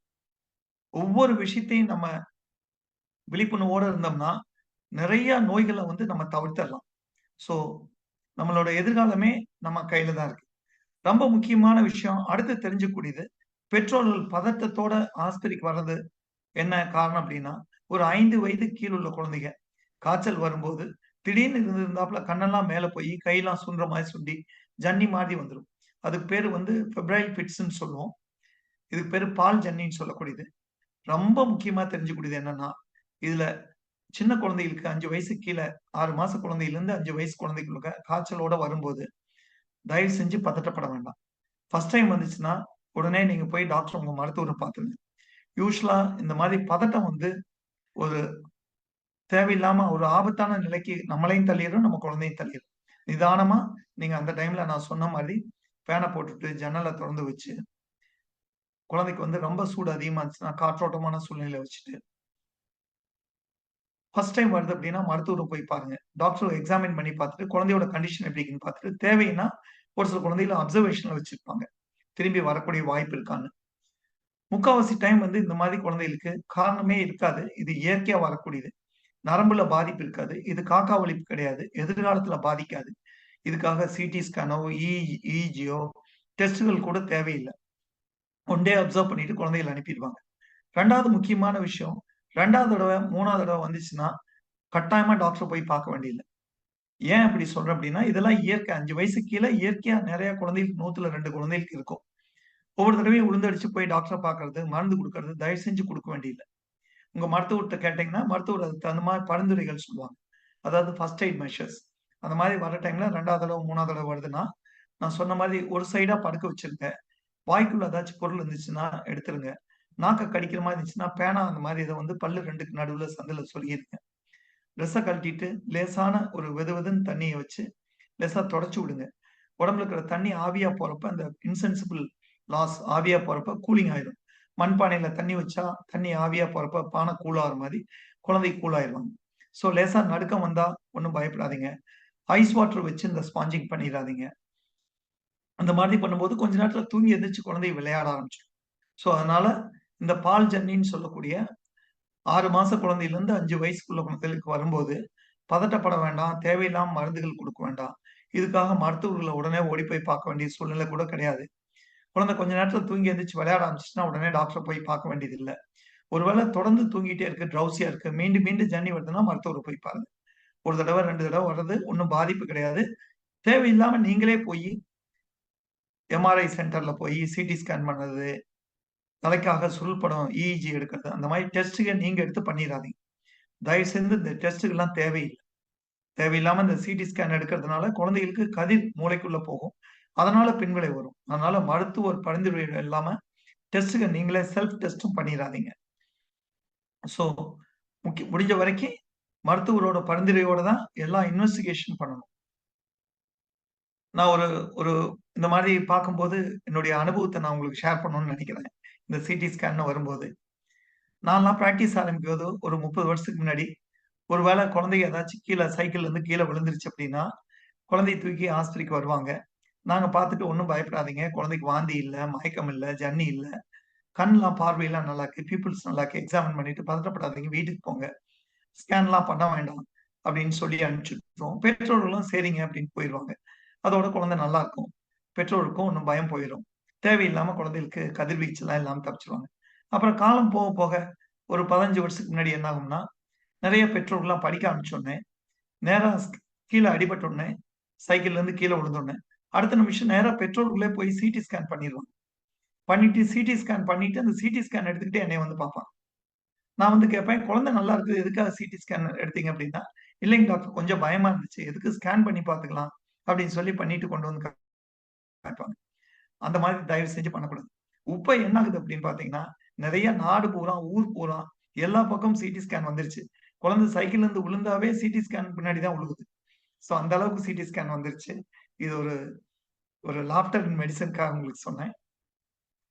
ஸோ அடுத்து முக்கியமா நம்ம பார்க்கக்கூடியது வந்து இருமல், சளி அப்படிங்கிறது வந்து ரொம்ப முக்கியம். காய்ச்சல பத்தி நம்ம பார்த்தோம். காய்ச்சல பத்தி காரணங்கள பார்த்தோம்.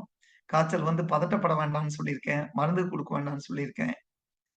காய்ச்சல்ங்கிறது ஒரு புரொடெக்டிவ் மெக்கானிசம். இயற்கையான நன்மை தரக்கூடிய செயல் அப்படின்னு சொன்னேன். அடுத்து இருமல், சளிய பத்தி சொல்லப் போறோம். இருமல், சளிங்கிறது வந்து ஒரு புரொடெக்டிவ் மெக்கானிசம்ங்கிறத தெரிஞ்சுக்கணும். மெஜாரிட்டி ஆஃப் த கோல்டு இந்த சளி மூக்குல வரக்கூடிய சளி வந்து எல்லாமே இயற்கையாக வரக்கூடியது. அதாவது அதுக்கு பேரு வந்து காமன் கோல்டுன்னு சொல்லுவோம். ஸோ பார்த்தீங்கன்னா, இந்த காமன் கோல்டு இந்த சளியோட வர்ற குழந்தைகளுக்கு நாங்க மரு மரு பெற்றோர்ட்ட சொல்லுவோம். "மருந்து வேண்டாம்மா. நீங்க டாக்டர பார்த்து மருந்து குடுத்தீங்கன்னா 7 நாளைக்கு இருக்கும். டாக்டர பார்க்காம இருந்தீங்கன்னா 1 வாரத்துக்கு இருக்கும்." அப்படின்னு சொல்லுவோம். ஸோ இது மருந்தே இல்லாம குணமாயிரும். ஸோ அதனால தயவு செஞ்சு இந்த மூக்குல சளி, தும்மல் வருது, கர்ன்னு சத்தம் வருது, இருமல் வருது. இதுக்கெல்லாம் போய் டாக்டர பார்க்க வேண்டாம். மெஜாரிட்டி இயற்கையா வர்றது. சாதாரண வைரஸ்கள் இந்த மாதிரி உண்டு பண்ணும். இது தானாவே குறைஞ்சிரும். இதுக்காக மருத்துவர பார்க்க வேண்டியது இல்ல அப்படிங்கிறத தெரிஞ்சுக்கணும். ஸோ இந்த மாரி வரும்போது குழந்தையோட நிலை எப்படி இருக்குன்னு பார்க்கணும். குழந்தை உணவு சாப்பிடுதா? சுறுசுறுப்பா இருக்கா? யூரின் மோஷன் நல்லா போகுதா? உணவு உள்ள தங்குதா? தூங்குதா? விளையாடுதா? இதெல்லாம் நல்லா இருக்கு அப்படின்னா, இதுக்கு வந்து ட்ரீட்மெண்ட் வேண்டியதில்ல. ஸோ தயவு செஞ்சு இந்த மாதிரி மூக்குல ஒழுகுறது, லேசா தும்மல், லேசா இருமல், லேசா கர்ன்னு சத்தம் இதுக்கெல்லாம் மருத்துவரையே பார்க்க வேண்டாம். அங்க போனாலும் டாக்டர்ஸ்லாம் வந்து திட்டி தான் அனுப்புவாங்க. மருந்து வேண்டாம். எதுக்காக இந்த குழந்தைய கூட்டிட்டு வந்தீங்கன்னு. அங்க போய் திட்டு வாங்கிட்டு வர்றதுக்கு பேசாம வீட்லயே இருந்துக்கலாம். ஸோ தயவு செஞ்சு பார்க்க வேண்டாம். ஸோ அடுத்து முக்கியமானது இந்த இருமல்ன்னு சொல்லக்கூடியது நெறைய டைம் வந்து செல்ஃப் லிமிட்டிங். நான் சொன்ன மாதிரி இருமல்ங்கிறது புரொடெக்டிவ் மெக்கானிசம். நம்ம உடம்புக்குள்ள இருக்கக்கூடிய ஒரு தூசியோ, இல்ல ஒரு வைரல் பார்ட்டிகிளோ ஏதாச்சும் போச்சுன்னா, நம்ம பிரீத்திங் டியூப்ல வந்து காஃப் ரிசெப்டார்ஸ்ன்னு இருக்கும். அது வந்து காஃப் பண்ணி அந்த உள்ள இருக்க ஃப்ளம்ம எல்லாத்தையும் வெளிய கொண்டு வந்துரும். ஸோ அது வந்து ஒரு புரொடெக்டிவ் மெக்கானிசம். அப்ப நீங்க தெரிஞ்சுக்கூடியது என்ன அப்டின்னா, குழந்தைக்கு வந்து இந்த இருமல் வந்து குழந்தைய அன்றாட வாழ்க்கைய பாதிச்சுன்னா, தூக்கத்த பாதிக்குது. குழந்தை இருமி, இருமி வாந்தி பண்ணுது. இருமலோட சேர்ந்து குழந்தைக்கு வந்து காய்ச்சல் இருக்குது. கூடவே வேற தொந்தரவுகள் இருக்குது. உணவு சாப்பிட மாட்டேங்குது. டயர்டா இருக்கு. நெஞ்சு வலி இருக்கு. அந்த மாரி இருந்துச்சுன்னா, போய் டாக்டர பார்க்கலாம். எங்களோட பாட புஸ்தகங்கள் நாங்கலாம் குழந்தைகள் நல மருத்துவர்கள். எங்களோட பாட புஸ்தகங்கள் என்ன சொல்லிருக்குன்னா, அதிகமா குறிப்பா இருமலுக்கு நெறைய மெடிசின்ஸ் குடுக்க வேண்டாம். குறிப்பா 2 வயசுக்கு கீழ உள்ள குழந்தைகளுக்கு குடுக்க வேண்டாம்னு சொல்லியிருக்கு. அப்ப உலக சுகாதார மையம் என்ன பரிந்துரைக்குது அப்டின்னா, 1 வயசுக்கு மேல உள்ள குழந்தைகளுக்கு, 2 வயசுக்கு கீழ உள்ள குழந்தைகளுக்கு, நல்ல பாஸ்டுரைஸ் ஹனி இயற்கையான தேன வந்து ஒரு லேசான வெதுவெதுன்னு தண்ணீல ஒரு 2 1/2 மில்லி தேன வந்து கொஞ்சம் 1/4 டம்ளர் தண்ணீல கலந்து, காலையில, மாலையில 2 வேள குடுக்கலான்னு சொல்லி பரிந்துரைக்கணும். இது வந்து 1 வயசுக்கு கீழ உள்ள குழந்தைகளுக்கு குடுக்கக்கூடாது. ஏன்னா, சின்ன குழந்தைகளுக்கு குடுக்கும்போது பொட்டுலிசம்னு சொல்லக்கூடிய ஒரு பாதிப்பு வர வாய்ப்பு இருக்கு. பெரிய குழந்தைகளுக்கு குடுக்கலாம். ஆஃப் கோர்ஸ் 1 டூ 2க்கு இந்த ஹனி தேன் வந்து குடுக்கறது நல்லது. பெரிய குழந்தைகளுக்கும் சாதாரண சளி, இருமல் இருந்தா இந்த ஹனி குடுக்கலாம். ஹனிக்கு வந்து ஆன்டி டிமல்சன்ட் எஃபெக்ட். அதாவது டிமல்சன்ட் எஃபெக்ட்னா வந்து சளிய வந்து ஒரு கோட்டிங் ஆட்ட பண்ணி, இருமல் வராம தடுக்கக்கூடிய பவர் இருக்குது.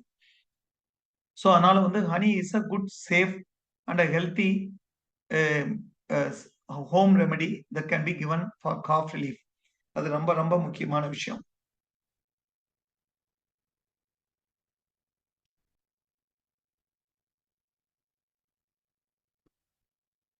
அடுத்த முக்கியமான விஷயம், இருமல் வந்து பரவக்கூடியது.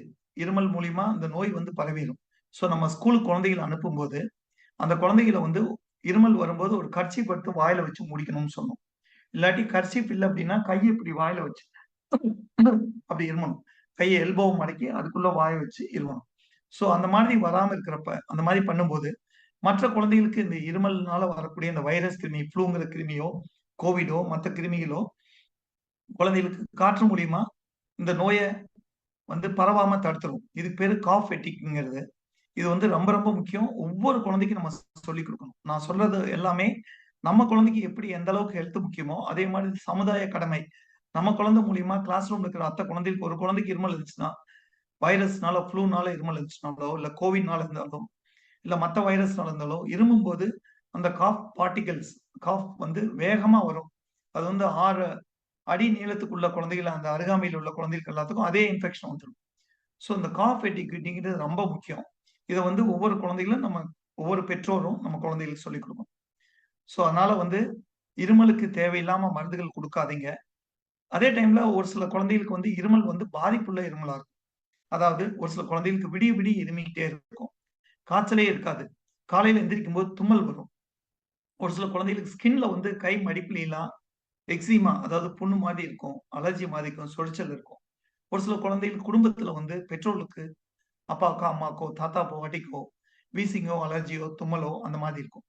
இதெல்லாம் வந்து ஏட்டோபிக் இண்டிவிஜுவல்ஸ். அதாவது தும்மலோ, சளியோ, இருமலோ, காய்ச்சல் இல்லாத இருமல், நாக்டர்னல் காஃப் நைட் டைம்ல இருமல், தூக்கத்த டிஸ்டர்ப் பண்ணுறது, ஏர்லி மார்னிங் ஸ்னீசிங், தூசிக்குள்ள போனா தும்மல் வருது, ஸ்கின்ல இந்த மாதிரி இருக்குது. இந்த மாதிரி இண்டிவிஜுவல்ஸ்லாம் வந்து கட்டாயமா மருத்துவரை பார்க்கணும். இவங்க ஒவ்வொரு தடவையும் ஆன்டிபயோட்டிக் குடுக்க வேண்டியதில்ல. நெறைய மெடிசின்ஸ் வேண்டியதில்ல. இந்த மாதிரி குழந்தைகளுக்கு வந்து நாங்க வந்து ஆங்கிலத்துல வந்து hyper reactive airway breathing tube வந்து ரொம்ப சென்சிட்டிவான டியூப். இந்த மாதிரி குழந்தைகளுக்கு மருந்தே இல்லாம நெறைய இன்ஹேலர்ன்னு சொல்லக்கூடிய அதாவது மைக்ரோகிராம் அந்த அளவுல உள்ள மருந்த வந்து காற்று மூலியமா சுவாசிக்கக்கூடிய மூக்கு, மூச்சுக் குழாய் வழியா உள்ள போற மாதிரி சேஃப் அண்ட் பிரிவென்டிவ் மெடிசின் அந்த மெடிசின் குடுப்போம். அந்த மாதிரி குடுக்கும்போது இந்த இருமல் மாச கணக்குல இருக்கிற இருமல் வந்து ஒரு 1 ஆர் 2 டேஸ்ல மருந்தே இல்லாம குணமாயிரும். கொஞ்ச நாள் கழிச்சு அந்த இன்ஹேலர்ங்கிறத படிப்படியா குறைச்சு நிறுத்திருவோம். நிறுத்தின பிறகு வாழ்நாள் பூரா இந்த மாதிரி வராது. சாரி ஒரு சார்ஜர் மட்டும் போட்டுக்கிறேன்.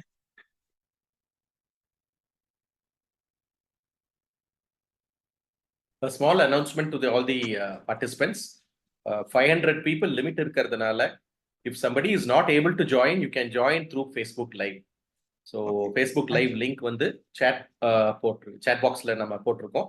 Please inform your fellow friends and relatives so that they can join through Facebook.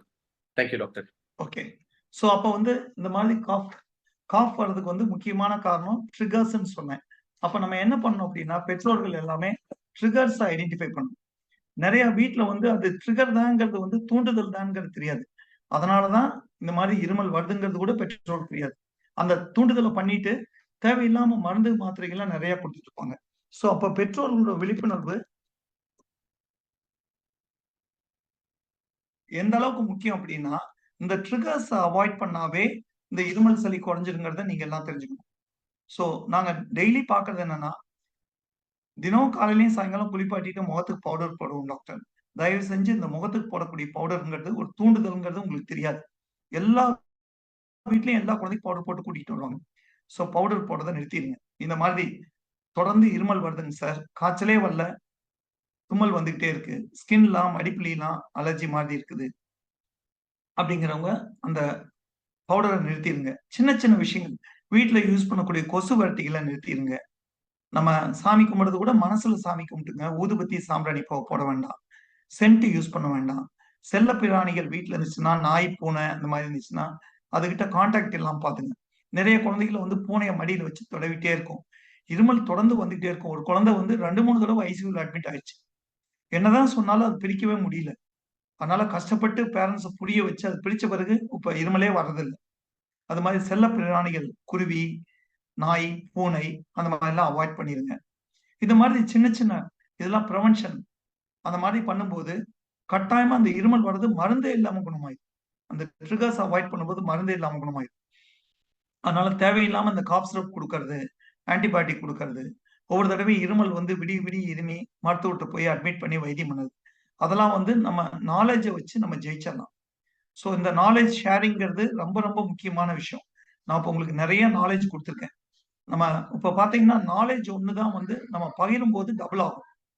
உதாரணமா வந்து, இப்ப பணம் நான் ஒரு ரூ. 10 வச்சிருக்கேன். நம்ம நண்பர் இளஞ்செழியனுக்கு ரூ. 5 குடுத்தேன் அப்படின்னா, எனக்கு ரூ. 5 லாஸ் ஆயிரும். அவருக்கு ரூ. 5 கெயின் ஆகும். வேறஸ் நாலேட்ஜ் வந்து நம்ம எல்லாம் பகிரும்போது, எனக்கும் கெயின் ஆகும், உங்களுக்கும் கெயின் ஆகும். So knowledge is something that multiplies with spreading. So அதனால இந்த மீட்டிங் அட்டெண்ட் பண்ற அத்தன பேரும், இந்த விழிப்புணர்வ வந்து நம்ம தேசத்துல இருக்கிற அத்தன பேத்துக்கும் நீங்க செலுத்தணும். அந்த மாதிரி பண்ணும்போது, மருந்துகள் இல்லாத குழந்தைகள உருவாக்கலாம். அதாவது நான் பார்மகாலஜிக்கல் ட்ரீட்மெண்ட். அதாவது மருந்து இல்லாம எப்படி குழந்தை வளர்க்கறது? மருந்தே குடுக்காம எப்படி வளர்த்துறது? அது வந்து நாலேட்ஜ் வச்சு. அதுக்காக மருந்தே குடுக்கக்கூடாதுங்கிறத வந்து நீங்க இன்னொரு எக்ஸ்ட்ரீம் போயிறக்கூடாது. டாக்டர்ட்டவே பார்க்க மாட்டேன் அப்படின்னு சிக் சைல்ட ரொம்ப சீரியஸா நோய் உள்ள குழந்தைய வீட்ல வச்சுட்டு இருக்கக்கூடாது. எந்த நோய்க்கு டாக்டர் பார்க்கணும்? எப்ப பார்க்கணும்? அப்படிங்கிறத தெரிஞ்சுக்கணும். ஸோ முதல்லயே நான் சொல்லியிருக்கேன், காய்ச்சல்ங்கிறது நன்மை தரக்கூடிய செயல். காய்ச்சல் இல்லைனாலும் அறிகுறிகள் இருந்தா மருத்துவரை பார்க்கணும்னு சொல்லியிருக்கேன். ஸோ ஒவ்வொரு தடவையும் when to seek a medical help அப்படிங்கிறது ரொம்ப ரொம்ப முக்கியம். ஸோ அன்னெசரியா பேனிக் ஆகி அவசரப்பட்டு போய் தேவையில்லாததுக்கு மருந்து குடுக்கறது, டாக்டர் பார்க்கறது பண்ணக்கூடாது. அத்தியாவசியமானத போகாம விட்டுறக்கூடாது. இந்த மாதிரி 2யும் கடைபிடிச்சோம்னா, நம்ம தேசமே குறிப்பா நம்ம குழந்தைகளோட எதிர்காலமே நல்லா இருக்கும். நம்ம தேசம் வந்து வல்லரசா உறுதியா மாறிடும். ஸோ நான் கடைசி கேரி ஹோம் மெசேஜ்க்கு நான் வந்திருக்கேன். ஸோ ரொம்ப ரொம்ப முக்கியமான விஷயம். நம்ம இந்த மீட்டிங் அட்டெண்ட் பண்ற ஒவ்வொருத்தங்களும், நம்ம முதலீடு செய்யக்கூடியது தாய்ப்பால்ல முதலீடு செய்யணும். ஸோ தாய்ப்பால்ல முதலீடு செய்றதுங்கிறது ஒரு 4 முக்கியமான விஷயங்கள் சொல்லப் போறேன். நீங்க அட்டெண்ட் பண்ற அத்தன பேரும் தாய்ப்பால்ல முதலீட பத்தி சொல்லணும். ஏன்னா, the biggest investment strategy for a country is investing in breastfeeding. So தாய்ப்பால்ல முதலீடு பண்ணோம்னா, தாய்ப்பால்ல ஃபர்ஸ்ட் பிறந்த உடனே குடுக்கக்கூடிய சீம்பால் வந்து, அது வந்து எல்லா நோய்களுக்குள்ள எதிர்ப்பு சக்தி அதுல இருக்குது. Best vaccine available is colostrum. இந்த சீம்பால் தான் பெஸ்ட் வேக்சின். ஸோ அதனால சீம்பால் வந்து கட்டாயமா பிறந்த உடனே குடுக்கணும். அதாவது குழந்தை பிறந்து நார்மல் டெலிவரினா வித்தின் 1/2 அன் ஹவர் குடுத்தரணும். சப்போஸ் சிசேரியன் செக்ஷன்னா மருத்துவர்ட்ட கேட்டு அந்த அம்மா வார்ட்ல வச்சிருந்தா கூட குழந்தைய எடுத்துட்டு போய் காம்புல சுவைய விட்டுறணும். ஸோ நாங்க இப்ப லேட்டஸ்ட்டா என்ன பண்றோம்னா, கைனகாலஜிஸ்ட்லாம் அது டெலிவரி ஆயி தொப்புள் கொடி கட் பண்ணாததுக்கு முன்னாடியே காம்புல சுவைய விட்டுருவாங்க. ஸோ அவ்வளவு ஏர்லியரா நாங்க பண்ண ஆரம்பிச்சிருக்கோம். ஸோ பிரஸ்ட் ஃபீடிங்னால பெனிஃபிட் நெறைய இருக்குது. அந்த வகையில வந்து எங்களோட இந்திய குழந்தைகள் நல மருத்துவ சங்கம், அதாவது Indian academy of pediatrics breast ஃபீடிங்க நாங்க எல்லாம் ப்ரமோட் பண்ணிட்டு இருக்கிறோம். அதனால நீங்க இத கேட்டுட்டு இருக்கிற அத்தன பேரும் தாய்ப்பால்ல முதலீடு செய்யணும். பிறந்த உடனே தாய்ப்பால் குடுக்கணும். அதுல வந்து முக்கியமானது தாய்ப்பால தவிர பிற உணவுகள் குடுக்கக்கூடாது. அதாவது ப்ரீ லாக்டியல் ஃபீடுன்னு சொல்லக்கூடிய பிற உணவுகள். அதாவது ஒரு சில பேர் வந்து பால் பவுடர் மெடிக்கல் ஷாப்ல இருந்து வாங்கிட்டு வந்து குடுத்துருவாங்க. ஒரு சில பேர் பசும்பால் குடுத்துருவாங்க. தேனு, சர்க்கரை தண்ணி அந்த மாதிரிலாம் விஷத்துக்கு சமம். கட்டாயமா இந்த மீட்டிங் அட்டெண்ட் பண்றவங்க குடுக்கக்கூடாது. உங்க கண்ணு முன்னாடி இந்த தவறு நடக்காம பார்த்துக்கணும். Number 1 start breast feeding immediately. Number 2 தாய்ப்பால் வந்து மினிமம் 2 இயர்ஸ் குடுக்கணும். நம்பர் 2. நம்பர் 3 ஃபர்ஸ்ட் 6 மந்த்ஸ்க்கு தாய்ப்பால் 100% குடுக்கணும். தாய்ப்பால தவிர வேற எந்த பாலும் குடுக்கக்கூடாது. Number 3. Number 4 at any cost 1 வயசுக்கு கீழ பசும்பால் குடுக்கக்கூடாது. ஒருவேள 1 வயசுக்கு மேல பசும்பால் குடுக்க ஆரம்பிச்சீங்கன்னா, அந்த பசும்பால் வந்து குடுக்கக்கூடியது அளவாவும் மருத்துவர்ட்ட கேட்டு அளவாவும் குறிப்பா பாட்டில்ல குடுக்காம பார்க்கணும். ஸோ பாட்டில்ல குடுக்கும்போது என்ன ஆகும் அப்டின்னா, நிப்பிள்ல வாயில வைக்கும்போது சல்லுன்னு பால் வரும்போது, குழந்தை அந்த பால் நிப்பிள்க்கு பாட்டில் பாலோட நிப்பிள்க்கு அடிமையாயிரும். அப்ப தாய்ப்பால் குடுக்கும்போது, தாய்ப்பால் குடிக்காது. அந்த பாட்டிலோட நிப்பிள்க்கு அடிமையாயிரும். அதனால bottle feeding is the end of breast feeding. So bottle உள்ள வீட்டுக்குள்ள வந்தாவே தாய்ப்பால் குடிக்காம போயிரும். ஸோ அதனால ரொம்ப முக்கியமானது, இந்த மீட்டிங் அட்டெண்ட் பண்ணிட்டு இருக்கிற அத்தன பேரும் உங்க வீட்ல ஃபீடிங் பாட்டில் இருந்துச்சுன்னா, பாட்டில தலைய 3 சுத்து சுத்தி குப்பையில எறிஞ்சிருங்க. நம்ம வீட்ல ஃபீடிங் பாட்டில் இருக்கக்கூடாது சின்ன வயசுல. பெரிய வயசுல அந்த பாட்டில் இருக்கக்கூடாது. 2 பாட்டில் இல்லாத தேசமா இருந்துச்சுன்னா வல்லரசா மாறிடும். ஸோ பாட்டில் இல்லாத தேசமா மாத்திரலாம். ஸோ அடுத்து முக்கியமா நம்ம முதலீடு செய்யக்கூடியது தடுப்பூசிகள்.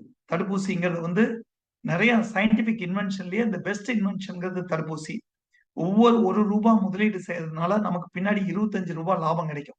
வேற எந்த பேங்க்லயும் இந்த அளவுக்கு லாபம் கிடைக்காது. ஸோ 25%.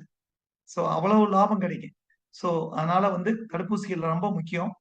தடுப்பூசி போட்டா சின்ன காய்ச்சல் வரும், லேசா இருமல் வரும், சளி வரும் அப்படின்னு பயந்துகிட்டு தடுப்பூசி மட்டும் போடாம விட்டுறாதீங்க. ஒரு செகண்டுக்கு 1 கோடி குழந்தைகளுக்கு உலகம் பூரா போட்டுட்டு இருக்கோம். இது உலக சுகாதார மையம் பரிந்துரைக்குது. அதனால கட்டாயமா அத்தன பேரும் தடுப்பூசி போட்டுக்கணும்.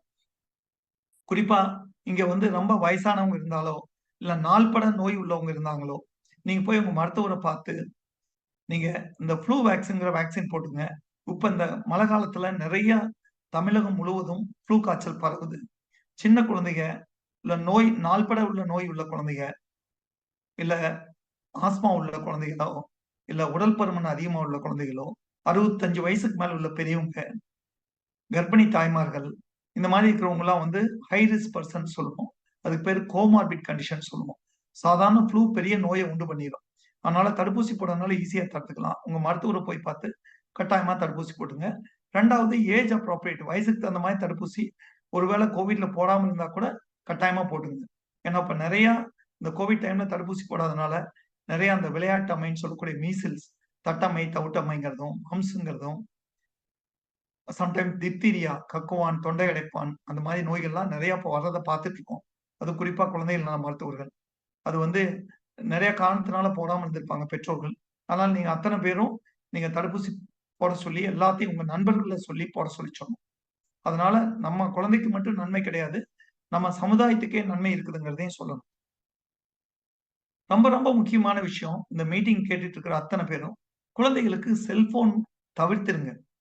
ஏன்னா நெறைய டைம் வந்து நாங்க ஹாஸ்பிட்டல்ல வந்து நாங்க ஃபேஸ் பண்ணக்கூடியது என்னன்னா, ஹாஸ்பிட்டல்ல அட்மிட் ஆகி நெறைய குழந்தைங்க ஒரு 100 குழந்தைங்க அட்மிட் ஆகிருக்கு குழந்தையில.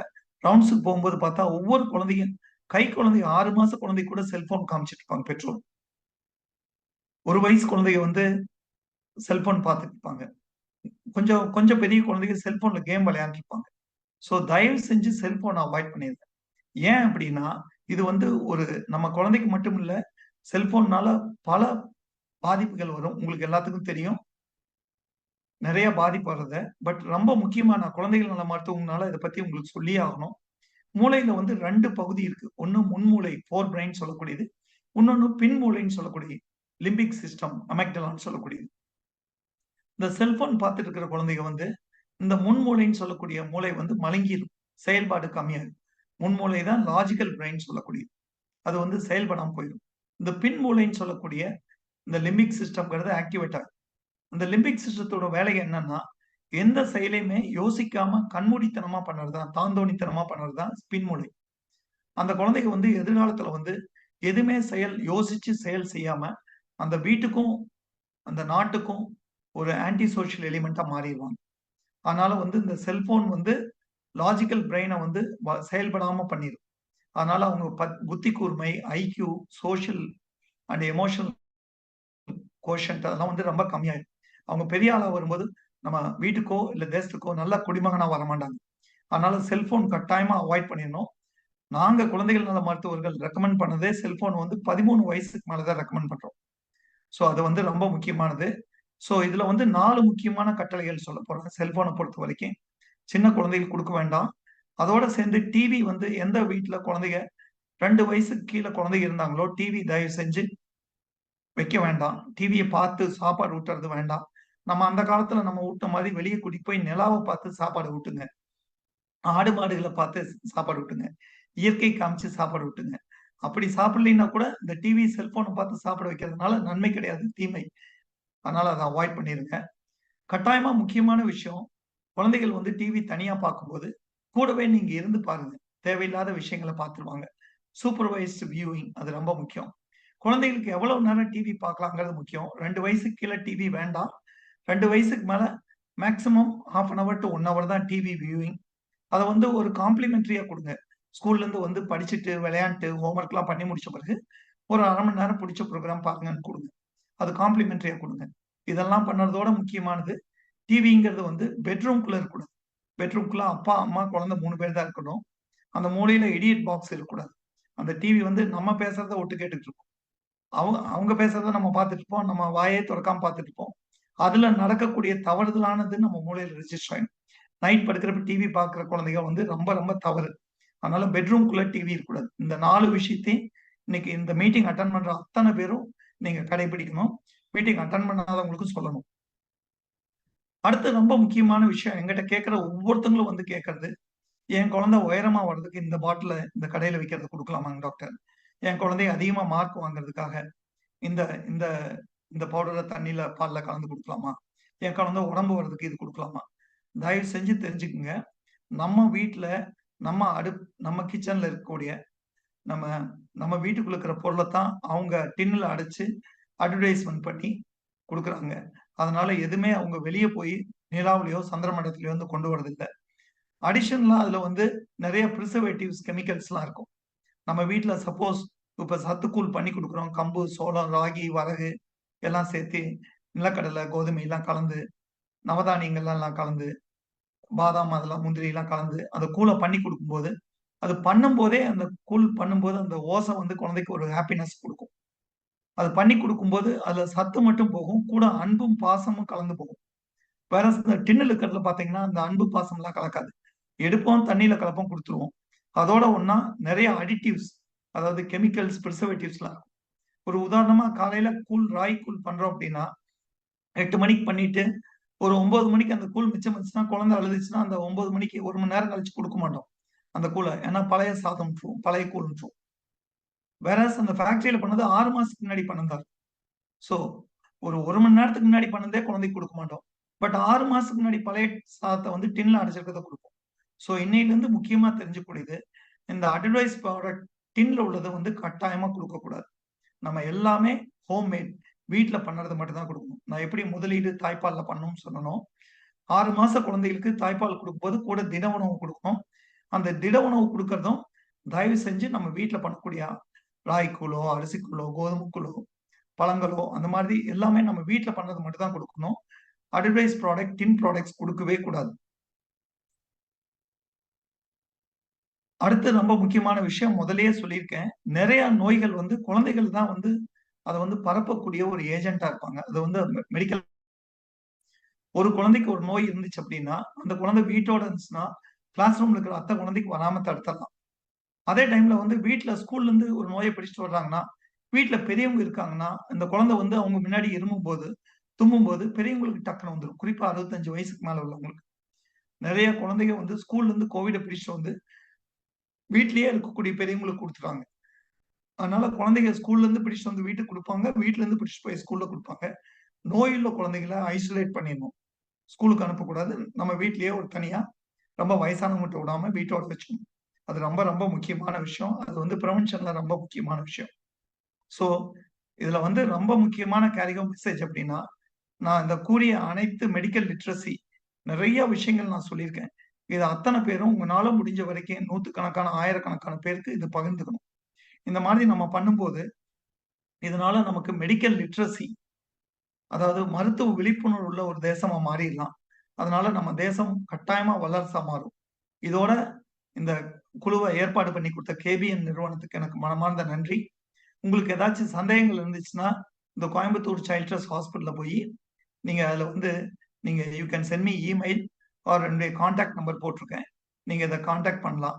சோ, உங்களுக்கு இதுல சந்தேகங்கள் ஏதாச்சும் இருந்துச்சுன்னா, சாட் பாக்ஸ்ல போடுங்க. எல்லா கொஸ்டின்ஸ்க்கும் நான் விளக்கமான ஒரு சயன்டிபிக் எவிடன்ஸ் பேஸ்டு சயன்டிபிக் ரெக்கமெண்டேஷனோட ஆன்சர்ஸ் குடுக்குறேன். வாழ்க பாரதம்! வெற்றி நமதே! மிகவும் ஒரு பயனுள்ள, அதே சமயம் இந்த 1 மணி நேர நிகழ்வில் பல விஷயங்களை, நமக்கு தெரியாத பல உண்மைகளையும், நம் குழந்தைகளின் எதிர்காலத்திற்காக மிகவும் அருமையாக நமது சிறப்பு விருந்தினர், மனிதம் காக்கும் மருத்துவர் டாக்டர் நேமிநாதன் அவர்கள் அற்புதமான வகையில் அனைவருக்கும் புரியும் வண்ணம் மிகவும் எளிமையான முறையில் நமக்கு கொடுத்து பல விஷயங்களை தெளிவுபடுத்தியுள்ளார். அவர்களுக்கு உங்களின் சார்பாக KPN global Kongu business network, KBN association Tamil Nadu, south India Kongu business association Malaysia, KBN Australia மற்றும் கேபிஎன் யுஎஸ்ஏ சார்பாக எங்களுடைய நன்றிகளை தெரிவித்து, பல கேள்விகள் நமது பங்கேற்பாளர்களிடம் இருந்து வந்துள்ளன. அவற்றை வரிசைப்படுத்தி ஒரு கேள்வியாக நமது மருத்துவரிடம் கேட்டு தெரிந்து கொள்ளலாம். முதல் கேள்வி, நிறைய பங்கேற்பாளர்கள் இந்த காணொளி மூலியமாக பங்கேற்று இதே கேள்வியை கிட்டத்தட்ட 20 to 30 பெயர்கள் எனக்கு தனிப்பட்ட முறையில் அனுப்பியுள்ள ஒரு கேள்வி என்னவென்றால், கோவிட் இன்ஜெக்ஷன் கொடுத்த பிறகு நிறைய குழந்தைகளுக்கு, அதாவது 18 வயதிற்கு மேற்பட்ட பெரியவர்களுக்கும் சரி, 15 வயதுக்கு மேற்பட்டவர்களுக்கு கொடுக்கப்பட்ட அந்த குழந்தைகளுக்கும் சரி, அடிக்கடி சளி காய்ச்சல் வருகிறது.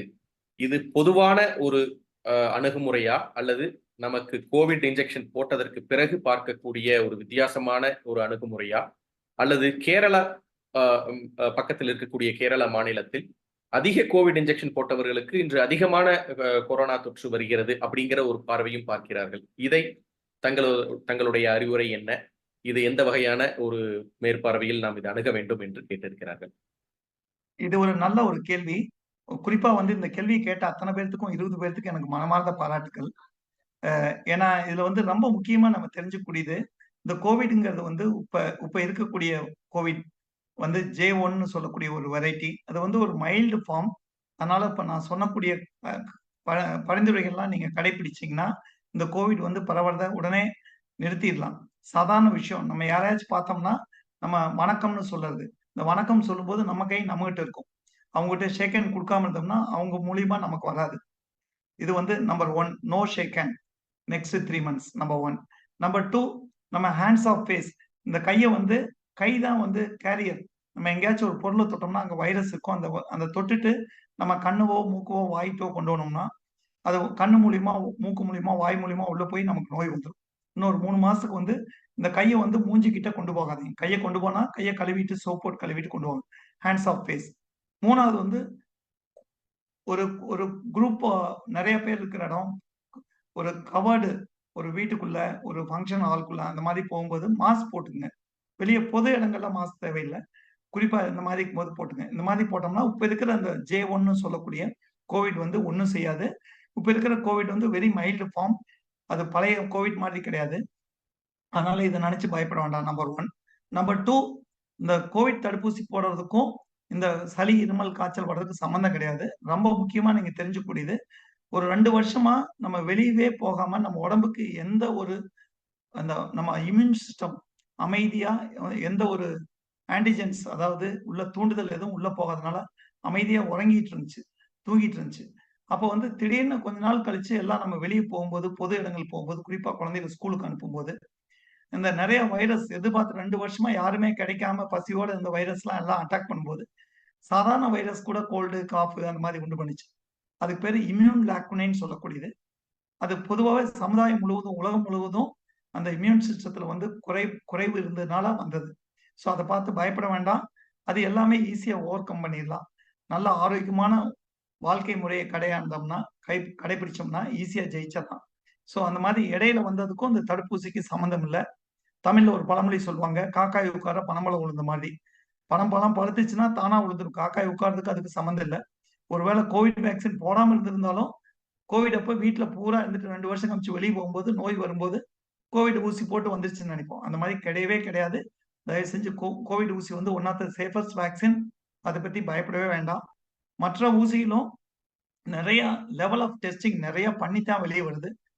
ஸோ, அதனால அந்த ஒவ்வொரு ஊசியும் உலக சுகாதார மையம் வந்து ஹியூமன் ட்ரையல்ஸ்லாம் கண்டக்ட் பண்ணி, அதுல வந்து சேஃப்டிலாம் பார்த்துட்டு, அட்வர்ஸ் இவன்ட்ஸ் பின்விளைவு வராத ஊசிகள் மட்டும் தான் பரிந்துரைக்கிறாங்க. அதனால தடுப்பூசி பொறுத்தவரைக்கும் கோவிட மட்டும் இல்ல, வேற எந்த ஊசியிலும் பின்விளைவு கிடையாது. தடுப்பூசிக்காக பயந்துட்டு தடுப்பூசி போடாம மட்டும் விட்டுறாதீங்க. கட்டாயமா நீங்க அத்தன பேரும் தெரிஞ்சுக்கக்கூடியது, கோவிட் தடுப்பூசிங்கிறது ஒரு நல்ல தடுப்பூசி. அதனால பின்விளைவு கிடையாதுங்கிறது தெளிவான ஒரு ஆன்சர். ஓகே.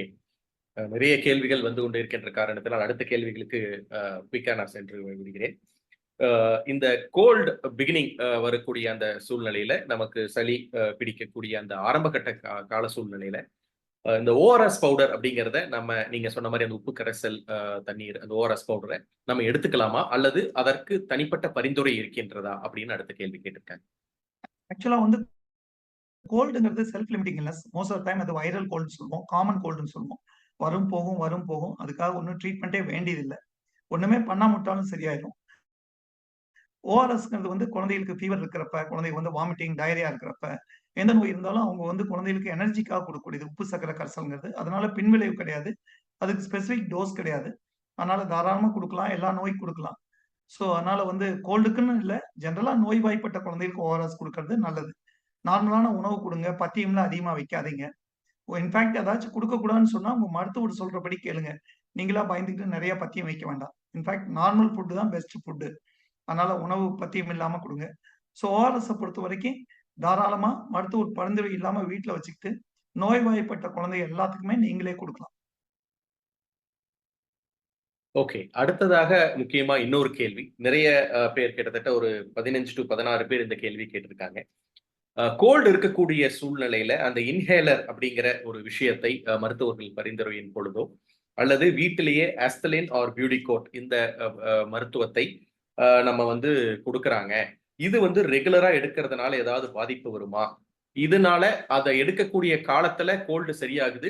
பிறகு ஒரு வாரம் ஒரு 15 நாட்கள் கழித்து மறுபடியும் கோல்டு பிடிக்கக்கூடிய கால சூழ்நிலையில மறுபடியும் அதை எடுக்க வேண்டிய ஒரு நிர்பந்தம் வருகிறது. இதனுடைய விளைவுகள் என்ன?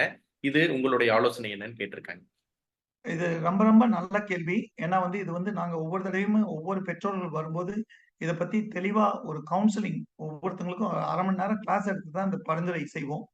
இதுல ரொம்ப முக்கியமா தெரிஞ்சுக்கூடியது, நீங்க பெற்றோர்கள் அத்தன பேரும் தெரிஞ்சுக்கூடியது, நீங்க இருமல் வரும்போது, சளி வரும்போது மருந்துகள் சிரப்பு குடுக்கும்போது, அந்த சிரப்ல மருந்து மில்லிகிராம் அப்படிங்கிற அளவுல இருக்கும். உதாரணமா 2 மில்லிகிராம், 5 மில்லிகிராம் அப்படி மில்லிகிராம்ல இருக்கும். அந்த மருந்து வயிற்றுக்கு போகும். சளி நெஞ்சில இருக்கும். ஆனா மருந்து வயித்துக்கு போகும். சிரப் மருந்து வயித்துக்கு போகும். டேப்லெட் வயித்துக்கு போகும். வயித்திலிருந்து ரத்தத்துல கலந்து அந்த மருந்து லங்ஸுக்கு காஃப் ரிசெப்டார்ஸ் பிரீத்திங் டியூப்க்கும் லங்ஸுக்கு வரும். அங்க இருமல் குறையும். அந்த மருந்து ரத்தத்துல கலந்த மருந்து லங்ஸோட நிக்காது. அந்த மருந்து கண்ணுக்கு போகும், இருதயத்துக்கு போகும், கல்லீரலுக்கு போகும், சிறுநீரகத்துக்கு போகும். அங்கெல்லாம் இருமல் மருந்து தேவையில்ல. ஸோ இந்த இன்ஹேலர் குடுக்கும்போது அந்த மருந்து மைக்ரோகிராம். அதாவது 1000 மைக்ரோகிராம் சேர்ந்தா தான் 1 மில்லிகிராம். மைக்ரோகிராம்ல போகும். அது மூக்கு வழியா, வாய் வழியா, மூச்சுக் குழாய் வழியா தேவையான டார்கெட் டெலிவரி லங்ஸுக்கு மட்டும் போகும். ரத்தத்துல கலக்காது. பின் விளைவு கிடையாது. ஸோ இன்ஹேலர் தான் safest scientific text book recommended dose. உங்க மருத்துவர் உங்களுக்கு யாருக்காச்சும் இன்ஹேலர் எழுதி குடுத்தாங்க, கரெக்ட்டா டயக்னோஸ் பண்ணி குடுத்தாங்கன்னா, அந்த மருத்துவர நீங்க தேங்க் பண்ணணும். நன்றி சொல்லணும். ரொம்ப முக்கியமான விஷயம், நம்ம குழந்தைகள்லாம் சைக்கிள் ஓட்டி பழகும்போது, பின்னாடி பிடிச்சுட்டு ஓடுவோம்ல. நீங்க இதுல இருக்கிற பெற்றோர்கள்லாம் எத்தன பேர் நினைக்கிறீங்க, சைக்கிள் பின்னாடி புடிச்சுட்டு போனோம்னா, வாழ்நாள் பூரா பிடிக்கணும் அப்படின்னு? நிச்சயமா அது இந்த கேள்வி கேட்டாவே நீங்கலாம் சிரிப்பீங்க. என்னங்க சார் கொஞ்ச நாள் பழகுற வரைக்கும் பிடிக்கணும், நல்லா ஓட்ட ஆரம்பிச்சுட்டா விட்டுறலாம் அப்படின்னு. அதே தான் இன்ஹேலர்லயும். நீங்க வாழ்நாள் பூரா அடிக்க வேண்டியதில்ல. Most of the children's outgrow this illness. ஒரு 7, 8 வயசு வரும்போது, மருந்தே இல்லாம, டாக்டரே இல்லாம சரியாயிரும். நான் எப்பவுமே நெறைய குழந்தைகள பார்ப்பேன். நெறைய டாக்டர்ஸ பார்த்துட்டு கடைசியில என்கிட்ட வருவாங்க. ஒரு 8 வயசு இருக்கும்போது வருவாங்க. அவங்க நெறைய பேர் இந்த நீங்க சொன்ன கேள்வி கேட்ட மாதிரி இன்ஹேலர் யூஸ் பண்ணிட்டு வருவாங்க. அவங்ககிட்ட சொல்லிருவேன். அம்மா இது இயற்கையாவே குழந்தைகளே வெளிய வந்துருவாங்க. இந்த நோய விட்டு 8 வயசுல. இதுல ரொம்ப ரொம்ப நல்ல விஷயம் என்னன்னா, இந்த கடைசியா பார்க்குற டாக்டருக்கு நல்ல டாக்டர்ன்னு பேர் வந்துரும். தொட்டாரு கைராசி டாக்டர் அன்னைக்கு தொட்டதுலருந்து நல்லாயிருச்சு அப்படின்னு. நான் ஒண்ணுமே பண்ணியிருக்க மாட்டேன். இந்த கடைசியா பார்க்குற டாக்டருக்கு நல்ல பேர் கிடைச்சிரும். அதனால நீங்க முக்காவாசி குழந்தைங்க தே வில் அவுட்க்ரோ டாக்டரே இல்லாம, இன்ஹேலர் இல்லாம சரியாயிருவாங்க. தொடர்ந்து வாழ்நாள் பூரா அடிக்க வேண்டியதில்ல. இதனால பின்விளைவு கிடையாது. சைட் எஃபெக்ட்ஸ் கிடையாது. சேஃபா யூஸ் பண்ணணும். மந்த்லி ஒன்ஸ் டாக்டர போய் பார்க்கணும். நீங்களே மிஸ்யூஸ் பண்ணக்கூடாது. டாக்டர் படிப்படியா டோஸ் குறைச்சு நிறுத்திருவாங்க. நிறுத்தின பிறகு பின்னாடி வரக்கூடிய வாய்ப்பு கம்மி. ஒருவேளை வரும்போது ரெஸ்க்யூ தெரப்பின்னு அப்பப்ப யூஸ் பண்ணிக்கலாம். அதனால ஒண்ணும் தப்பே கிடையாது. நீங்க ஒரு 5 நாள் யூஸ் பண்ணீங்கன்னா கூட லெஸ் தென் 1 மில்லிகிராம் மருந்து தான் உள்ள போகும். மாசக்கணக்குல யூஸ் பண்ணா கூட 1 டீஸ்பூன் சிரப் கூட உள்ள போகாது. ஸோ மைக்ரோகிராம்ல மருந்து உள்ள போடுறதுனால பின்விளைவுங்கிற பேச்சே கிடையாது. ரத்தத்துல கலக்காதனால சைட் எஃபெக்ட் கிடையாது. அந்த பியூடிகாட்டுங்கிறது இன்ஹேல் கார்டிகோஸ்டீராய்ட்ஸ். அதுல பிளட்ல கலக்காதனால இந்த ஸ்டீராய்டோட சைட் எஃபெக்ட் பிட் ஹைப்போதாலமிக் ஆக்சிஸ போய் பாதிக்காது. அதனால சைட் எஃபெக்ட்ஸ் கிடையாதுங்கிறத தெரிஞ்சுக்கணும். ரொம்ப நல்ல கேள்வி. இந்த 15 பேருக்கு என்னுடைய மனமார்ந்த பாராட்டுக்கள். இந்த 15 பேருனால நிறைய 15 லட்சம் பேர்களுக்கு விழிப்புணர்வு ஏற்படுத்தியிருக்கோம். மிக்க நன்றி, மிக்க நன்றி. அடுத்ததாக மற்றும் ஒரு முக்கியமான கேள்வி கேட்டிருக்காங்க. இந்த கோவிட் வந்ததற்கு பிறகும் அல்லது நீங்க சொன்ன மாதிரி அது கோவிட் பணம் விழுந்தது அது எதேர்ச்சியாக விழுந்ததாக இருந்தாலும் இந்த கோல்டு அப்படிங்கிறது இன்றைய கால சூழ்நிலையில அடிக்கடி தொடர்ந்து வந்து கொண்டிருக்கின்ற இந்த காரணத்தினால சில பேருக்கு இந்த ட்ரை காஃப் அப்படிங்கிறது வருது. இந்த ட்ரை காஃப்ல போய் ஹாஸ்பிட்டல்ல மருத்துவர் பரிந்துரையின் படி நம்ம செக் பண்ணி பார்க்கும் பொழுது லங் இன்ஃபெக்ஷனோ அல்லது நெஞ்சில சளி கட்டின விஷயங்களோ எதுவுமே இல்லாத பொழுதும் அந்த ட்ரை காஃப் அப்படிங்கிறது நிற்பது இல்லை. இந்த ட்ரை காஃபுக்கு என்ன காரணம், அதை எப்படி குறைப்பது அப்படிங்கிற ஒரு ஆலோசனை உங்கள்கிட்ட கேட்டிருக்கேன். நல்ல கேள்வி. நான் முதலே சொன்ன மாதிரி இந்த ட்ரை காஃப்ங்கிறது நம்ம கோவிட் டைம்ல நம்ம வீட்டுக்குள்ளேயே இருந்தோம். அலர்ஜன் எக்ஸ்போஷர் இல்லாம இருந்துச்சு. இப்ப நம்ம கோவிட் முடிஞ்சோடனே ஸ்கூலுக்கு அனுப்புறோம். அங்க எக்ஸ்போஷர் ஆகுது. வண்டியில போறோம். காற்று தூசிப்படுது, மாசுபடுது. வெளிய மழையில நனையிறோம். எதுவுமே இல்லாம வீட்டுக்குள்ள கேஜுக்குள்ள இருந்த மாதிரி இருந்தோம். வெளிய வரும்போது ட்ரிகர்ஸ் தூண்டும்போது இந்த ஹைப்பர் ரியாக்டிவ் அதாவது இந்த ஒவ்வாமை உள்ள அந்த ஜீன்ஸ் அந்த அந்த ஜெனடிக் நேச்சர் உள்ளவங்களுக்கு ட்ரை காஃப் வரும். காய்ச்சல் இருக்காது, ட்ரை காஃப் வரும். ஓடுனா ஒடியானா ஓடுனா மாடிப்படி ஏறுனா இருமல் வரும். அது எக்ஸர்சைஸ் இன்டியூஸ் காஃப். ஒரு சில குழந்தைக்கு சைக்கிள் ஓட்டுனா வரும். ஒரு சில குழந்தைகளுக்கு தூங்குனா வரும். தூக்கத்துல வரும். நாக்டர்னல் காஃப்ன்னு சொல்லக்கூடியது. அப்படி ஒவ்வொருத்தவங்களுக்கும் ஒரு சில உணவு குறிப்பா ஒரு சில உணவு சாப்பிடும்போது காஃப் வரும். அது ஐஜிஇ மீடியேட்டட் டயட்னால வரக்கூடியது. அந்த மாதிரி ஒரு சில பேர்த்துக்கு இந்த காஃப் வரும்.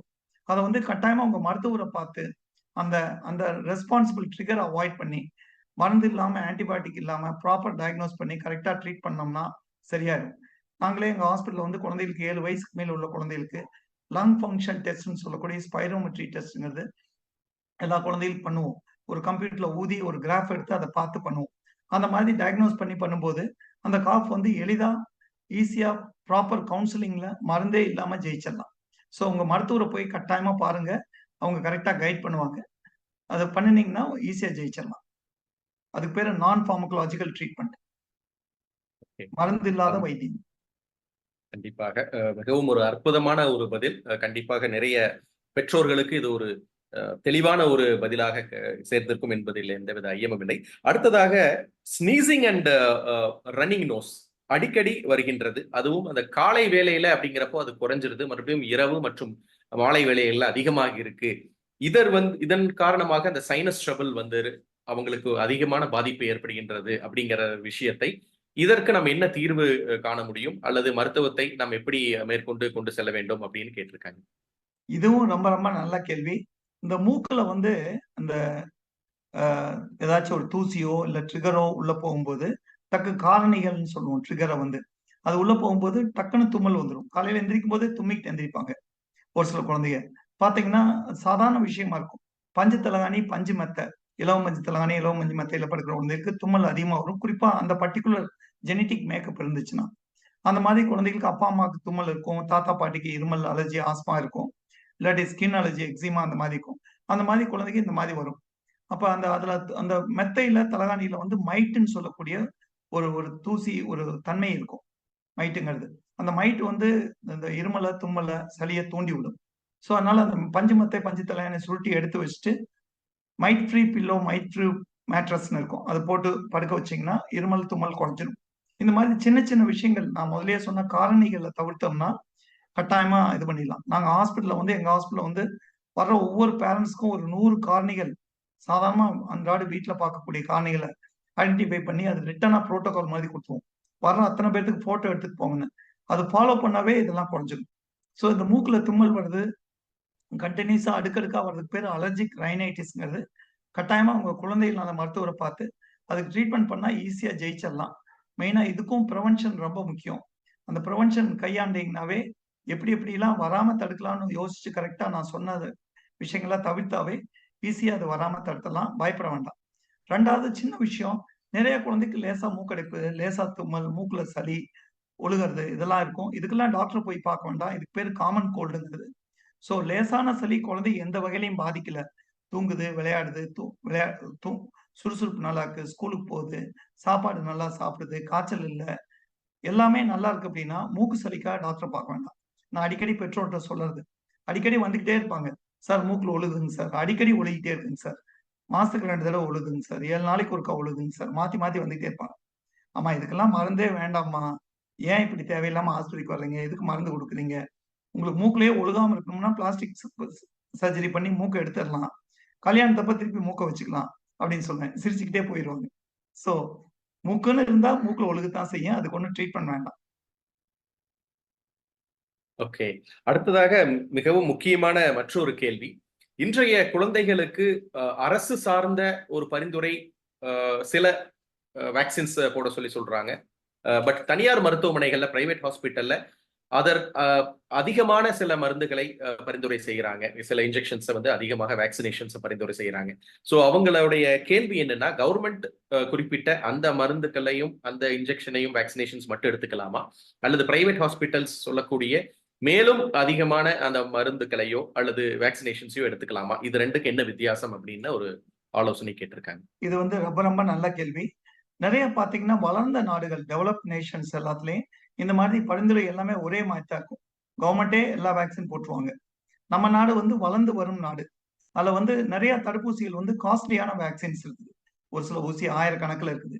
அந்த ஊசிலாம் இப்ப நம்ம கவர்மெண்ட் இருக்கிற நிலையில லட்சக்கணக்கான குழந்தைகளுக்கு இந்த மாதிரி காஸ்ட்லியான இன்ஜெக்ஷன்ஸ் கவர்மெண்ட்னால அட் பிரசன்ட் போட முடியாது. அதனால அத்தியாவசியமா தேவையா உள்ள நோய்கள் கக்குவான், தொண்டை அடைப்பான், ரணஜன்னி, வில்வாத ஜன்னி, தட்டம்மை, தவுட்டம்மை, விளையாட்டம்மை, மணல்வாரியம்மை, இளம்பிள்ளை வாதம் அந்த மாதிரி முக்கியமா உள்ள நோய்களுக்கு கவர்மெண்ட் வந்து இலவசமா தடுப்பூசி போடுறாங்க. கட்டாயமா அது வந்து போடுறத வந்து நம்ம கவர்மெண்ட்ட போத் சென்ட்ரல் கவர்மெண்ட், ஸ்டேட் கவர்மெண்ட்ட பாராட்டணும். ஏன்னா வந்து இந்த அளவுக்கு போடுறதுனால தான் நெறைய நோய்களே இல்லாத ஒரு நம்ம குழந்தைகள பார்க்க முடியுது. ஏன்னா நான்லாம் படிக்கும்போது நெறைய நான் போஸ்ட் கிராஜுவேஷன் பண்ணும்போது மதுரை மெடிக்கல் காலேஜ்ல படிச்சேன். நெறைய டெட்டனஸ்ன்னு சொல்லக்கூடிய வில்வாத ஜன்னி குழந்தைகள பார்ப்போம். கக்குவான் ஜன்னி, ரணஜன்னி, நெறைய ரேபீஸ் அதாவது வெறிநாய்க்கடினால வர்ற நோய்கள், அந்த மாரி நெறைய பார்த்துட்டு இருந்தோம். சராசரியா டெய்லி 10, 20 கேஸ் பார்த்துட்டு இருந்தோம். இப்போ வந்து பிராக்டிகலா வருஷத்துக்கு 1 கேஸ், 2 கேஸ் தான் பார்க்குறோம். ஏன்னா அந்த தடுப்பூசினால. ஸோ அதனால கவர்மெண்ட்டோட ஸ்டெப்ப வந்து நம்ம கட்டாயமா பாராட்டணும். ரொம்ப அத்தியாவசியமா விலை வந்து ரொம்ப அதிகமா இல்லாத ஊசிகள கவர்மெண்ட் பரிந்துரைக்கிறாங்க. அது அதே டைம்ல வந்து பிரைவேட்ல வந்து அதே அளவுக்கு ரொம்ப அத்தியாவசியமான நோய் தடுப்பூசி பட் கொஞ்சம் காஸ்ட்லியா இருக்கிறது. கவர்மெண்ட்னால அஃபோர்ட் பண்ண முடியாத நாங்க இந்திய குழந்தைகள் நல அறக்கட்டளை அதாவது இந்தியன் அகாடமி ஆஃப் பீடியாட்ரிக்ஸ் நாங்க பரிந்துரைக்கிறோம். அது யூனிஃபார்மா எல்லா குழந்தைகளுக்கு. அதனால உங்கனால முடியும் அப்படின்னா, கட்டாயமா கவர்மெண்ட்ல போடுற ஊசியில கவர்மெண்ட்லயே போட்டுங்க. ஏன்னா கவர்மெண்ட்ல தரமான ஊசி இருக்கு. அதோட ஒண்ணா உங்க மருத்துவர பார்த்து, குழந்தைகள் நல டாக்டர பார்த்து, என்ன ஊசி கவர்மெண்ட்ல இல்லையோ அந்த ஊசிகளும் போட்டுங்க. ஸோ எக்ஸ்ட்ரா புரொடெக்ஷனும் கிடைச்சிரும். ஸோ அதனால கட்டாயமா உங்கனால முடியும்னா 2 ஊசியும் போட்டுங்க. ரொம்ப முடியாத சூழ்நிலையில ரொம்ப வறுமை கோட்டுக்கு கீழ இருக்கீங்க. உங்கனால முடியாது அப்படின்னா, கவர்மெண்ட் ஊசி மட்டும் போட்டா போதும். பட் உங்கனால முடியும் அப்படின்னா, கட்டாயமா பிரைவேட்ல தடுப்பூசி போட்டுக்கணும். நான் முதல்லயே சொன்ன மாதிரி ஒவ்வொரு ஒவ்வொரு ரூ. 1 முதலீடு ரூ. 25 லாபம் கிடைக்கும். நீங்க உங்க குழந்தைக்கு வந்து வெள்ளியில அண்ணா கயிறு போடுறது, தங்கத்துல செயின் போடுறத விட தடுப்பூசி போட்டுக்கிறது நல்லது. அதனால அந்த மாதிரி முதலீடுன்னு நெனைங்க. ஸோ அப்படி நெனைச்சீங்கன்னா நிச்சயமா இது வரும். நம்ம கல்விய கூட கவர்மெண்ட் கல்வி குடுக்குறாங்க. கவர்மெண்ட் நல்லா தான் சொல்லிக் குடுக்குறாங்க. ஆங்கில கல்வி கூட சொல்லிக் குடுக்குறாங்க. இருந்தாலும் நம்ம பிரைவேட்ல சேர்த்து இன்னும் கொஞ்சம் நல்ல படிப்பு அப்படிங்கிறது. அது மாதிரி எதிர்காலத்துக்காக முதலீடு செய்யணும். அதனால தயவு செஞ்சு தடுப்பூசி போட்டுங்க. 2 பக்கம் போட்டுங்க. ஓகே. மிகவும் ஒரு தெளிவான ஒரு விஷயத்தை பெற்றோர்களுக்கு கொடுத்திருக்கிறீர்கள். அடுத்ததாக பெண் குழந்தைகள் 12 வயதிற்கு மேற்பட்ட பெண் குழந்தைகளுக்கு அந்த சர்விக்கல் கேன்சர் வேக்சினேஷன் வந்து பரிந்துரை செய்கிறார்கள். அது நல்லதா? அது 12 வயதிற்கு மேற்பட்ட குழந்தைகளுக்கு போடலாமா? அல்லது 18 வயது பூர்த்தியானதுக்கு பிறகுதான் போட வேண்டுமா என்ற ஒரு கேள்வி கேட்டிருக்காங்க. ஆ இதுவும் ஒரு நல்ல கேள்வி. 9 வயசுலருந்து தடுப்பூசி போட்டுக்கலாம். 9 வயசுலருந்தே பெண் குழந்தைகளுக்குள்ள ஆ கர்ப்பப்பை வந்து புற்றுநோய் அதாவது சர்வைக்கல் கேன்சர் வேக்சின்ங்கிறது போட்டுக்கலாம். முதல் முதல் புற்றுநோய்க்காக உள்ள தடுப்பூசி இதுதான். அதனால கட்டாயமா பெண் குழந்தைகளுக்கு போட்டுக்கலாம். இப்ப கவர்மெண்டோட பரிந்துரை என்னன்னா, ஆண்களுக்கு வரக்கூடிய பினைல் கேன்சருக்கும் அது போட்டுக்கலாம். பசங்களுக்கும் போட்டுக்கலாம்னு கவர்மெண்ட் பரிந்துரைச்சிருக்காங்க. அதனால உங்க மருத்துவர பார்த்து ஆண், பெண்ணு எல்லாத்துலயும் சமம்னு நெனைக்கணும். தடுப்பூசியிலயும் சமம்னு நெனைக்கணும். அதனால அவங்களுக்கும் போட்டுக்கலாம். அதனால உங்க மருத்துவர பார்த்து போட்டுங்க. அதனால இதனால பின்விளைவு கிடையாது. நெறைய இதனால நன்மைகள் இருக்குது. அதனால வந்து ஒரு புற்றுநோய்க்குன்னு உள்ள தடுப்பூசி இதுதான் முதல் கண்டுபிடிச்சிருக்கோம். அதனால கட்டாயம் போட்டுக்கணும். இந்த தடுப்பூசின்னு சொன்னோனே ஒரு இன்ட்ரஸ்டிங்கான விஷயத்தையும் உங்களுக்கு சொல்ல விருப்பப்படுறேன். நான் வந்து இந்த சயின்ஸ் வேக்சினாலஜில, சயின்ஸ்ல நெறைய ஆர்வமுள்ள மருத்துவர். இப்போ இன்னும் கொஞ்ச நாள்ல இப்போ வந்து மொத்தம் தொற்று நோய்கள் பார்த்தீங்கன்னா, 165 நோய் பக்கமா இருக்கு.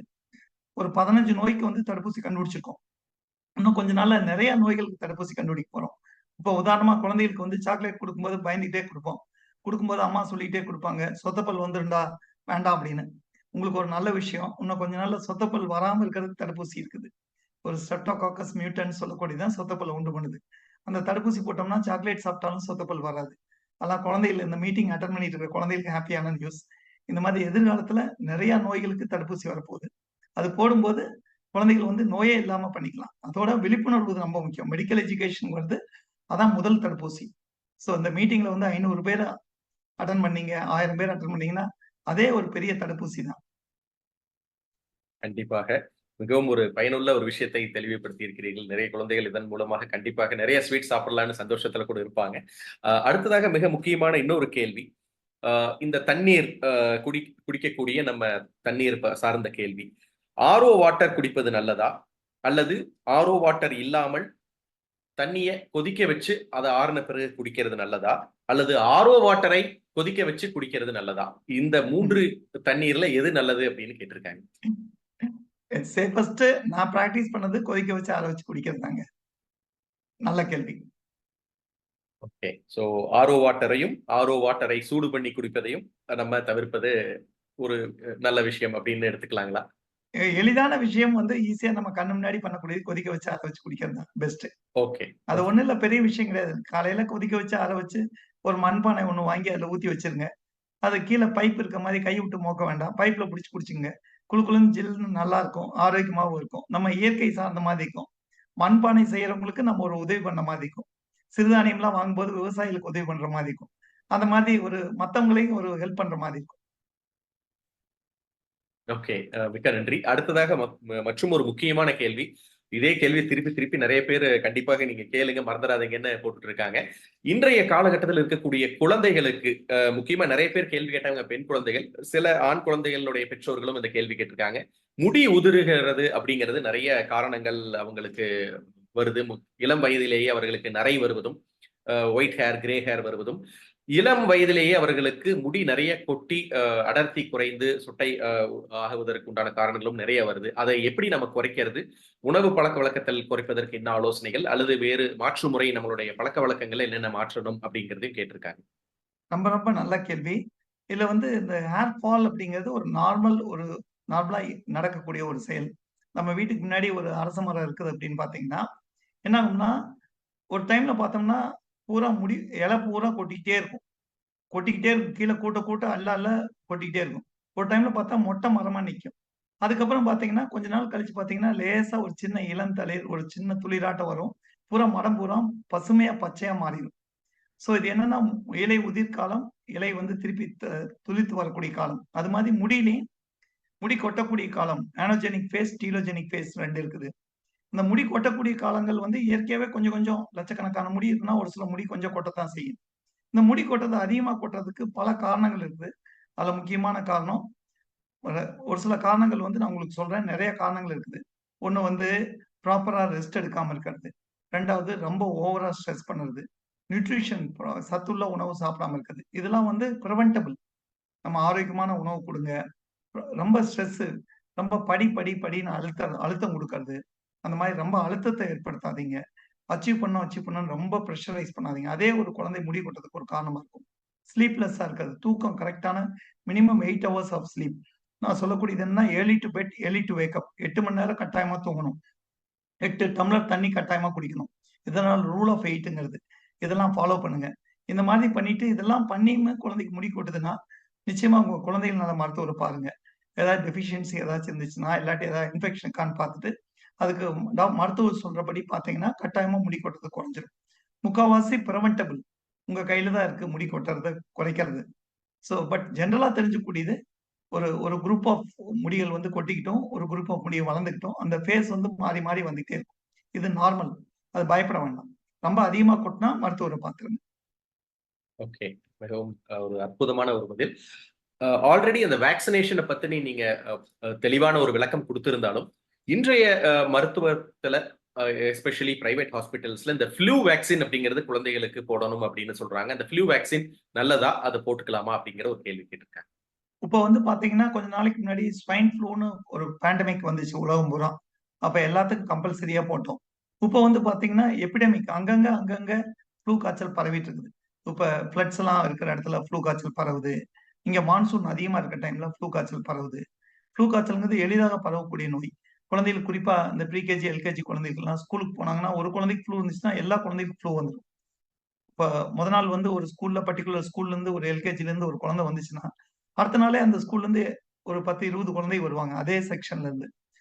ஈஸியா பரவிடும் காற்று மூலியமா. அப்ப வந்து இந்த ரொம்ப 5 வயசுக்கு கீழ உள்ள குழந்தைங்க, ஆஸ்துமா உள்ள குழந்தைங்க, இல்ல லங்ஸ்லயோ, இல்ல ஹார்ட்லயோ, பிரெயின்லயோ, லிவர்லயோ, கிட்னிலயோ இந்த மாதிரி நாள்பட உள்ள நோய்வாய் உள்ள குழந்தைங்க, குழந்தைங்க வந்து உடல் பருமன் ரொம்ப அதிகமா பிஎம்ஐ 40க்கு மேல உள்ள குழந்தைங்க, இல்ல குழந்தைகளுக்கு ஏதாச்சும் ஒரு நோய், ஒரு ஏதாச்சு ஒரு எதிர்ப்பு சக்தி குறைக்கக்கூடிய நோய், இம்யூனோ சப்ரசிவ் டிசீஸ் எதிர்ப்பு சக்தி இல்லாத நோய்கள் உள்ளவங்க. ஒரு சில குழந்தைகளுக்கு நெறைய டாக்டர் ஸ்டீராய்ட்ஸ்ங்கிற மருந்து குடுத்திருப்பாங்க. அந்த மாதிரி ஸ்டீராய்ட்ஸ் எடுத்துட்டு இருக்கிற குழந்தைங்க, இந்த மாதிரி குழந்தைகள் எல்லாம் ஹை ரிஸ்க் சில்ட்ரன் சொல்லுவோம். அந்த மாதிரி இவங்கலாம் கோமார்பிட் டிசீஸ் உள்ள குழந்தைங்க. அவங்களுக்கெல்லாம் கட்டாயமா தடுப்பூசி போட்டுக்கணும். அதெல்லாம் போடும்போது கட்டாயமா நம்ம குழந்தைய காப்பாத்திக்கலாம். நம்ம நம்ம சமுதாயத்தில் உள்ள பிற குழந்தைகள காப்பாத்திக்கலாம். பட் அந்த எந்த குழந்தைக்கு போடணுங்கிறது மருத்துவர்ட்ட கட்டாயமா கேட்டு, மருத்துவருடைய பரிந்துரைப்படி மருத்துவர் சொன்னார்னா போட்டுக்கிறது நல்லது. ஓகே. மிகவும் பயனுள்ள ஒரு தகவல். அடுத்ததாக டிவார்மிங், இந்த பூச்சி வயித்துல இருக்கக்கூடிய அந்த பூச்சிக்காக deworming tablet every 6 months either in tablet form or syrup form அப்படிங்கறத ரெகுலரா எடுத்துக்கலாமா? அதன் விளைவாக எந்த பக்க விளைவும் எதுவும் ப்ராப்ளம் வராதா அப்படின்னு ஒரு கேள்வி கேட்டிருக்காங்க. ரொம்ப ரொம்ப நல்ல கேள்வி. இதுல முக்கியமான விஷயம் இந்த தடவையும் நான் நம்ம தமிழக அரச வந்து பாராட்ட விரும்புறேன். எல்லா குழந்தைகளுக்கும் இந்திய அரசையும் பாராட்ட விரும்புறேன். இந்தியா பூரா குழந்தைகளுக்கெல்லாம் 6 மாசத்துக்கு ஒருக்கா கவர்மெண்ட்லயே ஸ்கூல்லயே குடுக்குறாங்க. அது ஒரு பாராட்டத்தக்க விஷயம். அதனால வந்து வொர்ம் இன்ஃபெஸ்டேஷன் சொல்லக்கூடியது டிராஸ்டிக்கா குறைஞ்சிருக்குது. அதனால அது ஒரு நல்ல விஷயம். பாராட்ட நம்ம ஒவ்வொரு விஷயமும் நம்ம முடிஞ்ச வரைக்கும் நம்மளையும், நம்மளை சுத்தி உள்ளவங்களையும், நம்ம சமுதாயத்துல உள்ளவங்க பாராட்டிக்கிட்டே இருக்கணும். ஹாப்பினஸ், ஸ்மைலிங் ஃபேஸ் அது வந்து கன்டேஜியஸ். பாராட்ட பாராட்ட மத்தவங்களுக்கு பாராட்ட தெரியும். ஸோ அந்த வகையில கேபிஎன்க்கும் நம்ம பாராட்டுக்கள். இதுல அட்டெண்ட் பண்ண 1000 பெற்றோர்களுக்கும் நம்ம பாராட்டுக்கள். ஸோ அந்த பாராட்ட தெரிவிச்சுக்கிட்டே இருக்கணும். ஸோ இந்த கவர்மெண்ட்ட பாராட்டிட்டு, நீங்க காலையில எந்திரிச்சோனே வீட்ட டெய்லி கூட்டுவீங்களா? இந்த மீட்டிங்ல இருக்கவங்கலாம். காலையில எந்திரிச்சோனே தூசி இருந்தாலும், இல்லைனாலும், குப்பை இருந்தாலும், இல்லைனாலும் வீட்ட கூட்டிருவோம். வீடு சுத்தமா வச்சுக்க. அது மாதிரி 6 மாசத்துக்கு ஒருக்கா குழந்தைகள வயித்துக்கு பூச்சி மருந்து குடுக்கறது ரொம்ப நல்லது. ரொம்ப முக்கியமான விஷயம், நெறைய பெற்றோர்கள் தேவையில்லாம பூச்சி மருந்து அவங்களே போய் மெடிக்கல் ஷாப்ல வாங்கி குடுப்பாங்க. அதாவது பல்லு நர நரன்னு கடிக்கிறான் டாக்டர். பூச்சின்னு சொல்லி பூச்சி மருந்து வாங்கி குடுத்தேன். ஒரு சில குழந்தைங்களுக்கு முகத்துல வந்து லேசா வெள்ளையா இருக்கும். ட்ரையா இருக்கும். அதுக்கு பேரு பிட்ரியாசிஸ் அல்பா ட்ரை ஸ்கின். அதுக்கும் பூச்சிக்கு சம்மந்தமே இல்ல. பல்லு நர நரன்னு கடிக்கிறதுக்கும் பூச்சிக்கு சம்மந்தமே இல்ல. ஓவரா டிவி, செல்போன் பார்க்குற குழந்தைங்க நைட்ல பல்லு கடிச்சுக்கிட்டே இருக்கும். ஸோ தேவையில்லாம பூச்சி மேல பழிய போட்டு பூச்சி மருந்த வாங்கி வாங்கி குடுத்துட்டே இருப்பாங்க. அந்த மாதிரி தேவையில்லாம பூச்சி மருந்து குடுக்கக்கூடாது. மருத்துவர கேட்டு 6 மாசத்துக்கு ஒருக்கா குடுக்கறது, நம்ம வீட்ட சுத்தம் பண்ற மாரி, குடல் புழுக்கள வயித்துல சுத்தம் பண்றது நல்ல விஷயம். தாராளமா அதனால பின்விளைவு கிடையாது. அந்த மருந்து பூச்சி மருந்துங்கிறது சிஸ்டமிக் அப்சார்ப்ஷன் கிடையாது. குடல்ல அதாவது ரத்தத்துல கலக்காது. குடல்ல போய் பூச்சி கொன்னுட்டு மோஷன் வழியா வெளிய வந்துரும். பின்விளைவு கிடையாது. That's a fantastic reply. முக்கியமாக அனைத்து பெற்றோர்கள் இந்த கேள்வி கேட்டவங்களுக்கும், இதைய கேள்வி கேட்காமல் மனதில் வைத்திருக்கிறவர்களுக்கும் ஒரு அருமையான ஒரு பதில். அடுத்ததாக, இன்றைய குழந்தைகளுக்கு சில குழந்தைகளுக்கு மால் நூரிஷ்மென்ட் ஆர் அண்டர் வெயிட்டா இருக்காங்க. அவங்களுக்கு அவங்களுடைய இம்யூனிட்டிய பூஸ்ட் பண்றதற்கும், அவர்களுடைய நோய் எதிர்ப்பு சக்தியில அவங்க எந்த தீங்கு விளைவிக்காத பொருட்கள் அல்லது ஃபுட் ஹேபிட்ஸ்ல எதைய இம்ப்ரூவ் பண்ண முடியும்? எப்படி அவர்கள வந்து நல்லபடியாக ஒரு நரிஷ்டு சில்ட்ரனா கொண்டு வர முடியும்? அப்படிங்கிற ஒரு கேள்வி கேட்டிருக்காங்க. ரொம்ப ரொம்ப நல்ல பாராட்டத்தக்க கேள்வி. இந்த கேள்வி கேட்டவங்கள நிச்சயமா பாராட்டணும். ரொம்ப முக்கியம் மால் நியூட்ரிஷன் அப்படிங்கிறது வந்து எடை கம்மியா இருக்கிறது மால் நியூட்ரிஷன், எடை அதிகமா இருக்கிறது மால் நியூட்ரிஷன். இப்ப நாங்க அதிகமா ஃபேஸ் பண்ணது எல்லாமே மால் நியூட்ரிஷன் அந்த எக்ஸ்ட்ரீம் ஓவர் வெயிட், ஒபிசிட்டி. நான் பிராக்டிஸ் ஆரம்பிக்கும்போது, எங்க ஆஸ்பத்திரிக்கு வர்ற குழந்தைகள்ல வந்து 2 அல்லது 3% குழந்தைங்க தான் வந்து உடல் பருமன் அதிகமா இருந்தாங்க. இப்போ வந்து கிட்டத்தட்ட 20% பக்கமா உடல் பருமன் அதிகமா இருக்காங்க. இது ஒரு டைம் பாம்ப்ன்னு சொல்லலாம். எக்ஸ்ப்ளோஷன். இந்த மாதிரி உடல் பருமன் அதிகமா சின்ன வயசுலயே இருந்தாங்கன்னா, அவங்க பெரியவங்களாகும்போது லைஃப் ஸ்டைல் டிசீஸ் பெருசாகும்போது, இந்த உடல் பருமன் சின்ன வயசுல அதிகமா உள்ள குழந்தைகளுக்கு நெறைய cardiac problem, blood pressure, cholesterol அந்த மாரிலாம் வரும். அதனால ஒபிசிட்டி உடல் பருமன் அதிகமா இருக்கிறது ஒரு நோய். 2வது உடல் பருமன் எடை கம்மியா இருக்கிறது ஒரு நோய் அண்டர் நியூட்ரிஷன். அப்ப என்ன பண்ணணும்னா, ப்ராப்பர் லைஃப் ஸ்டைல் அதாவது ஹெல்த்தி லைஃப் ஸ்டைல் நான் முதல்லயே சொன்ன மாதிரி, ஆரோக்கியமான உணவு தான் ஃபர்ஸ்ட்டு ரொம்ப முக்கியமான விஷயம். ஸோ உணவு வந்து வெல் பேலன்ஸ்ட் டயட்டா இருக்கணும். அதுல வந்து carbohydrate, protein, fat, trace elements, vitamins எல்லாம் கலந்திருக்கணும். இதெல்லாம் நெறைய சொல்லும்போது உங்களுக்கு என்ன டாக்டர் இதெல்லாம் சொல்றான்னு தோணும். ஒண்ணுமே இல்ல. நம்ம இட்லி எடுத்து பருப்பு போட்டு, அதுல நல்லெண்ணெய், தேங்காய் எண்ணெய் போட்டு, எள்ளு பொடி போட்டு பெனஞ்சு குடுத்து, காய்கறிகள கொஞ்சம் சேர்த்தி, பழங்கள கொஞ்சம் சேர்த்தி குடுத்தீங்கன்னா, அதான் வந்து வெல் பேலன்ஸ்ட் டயட்.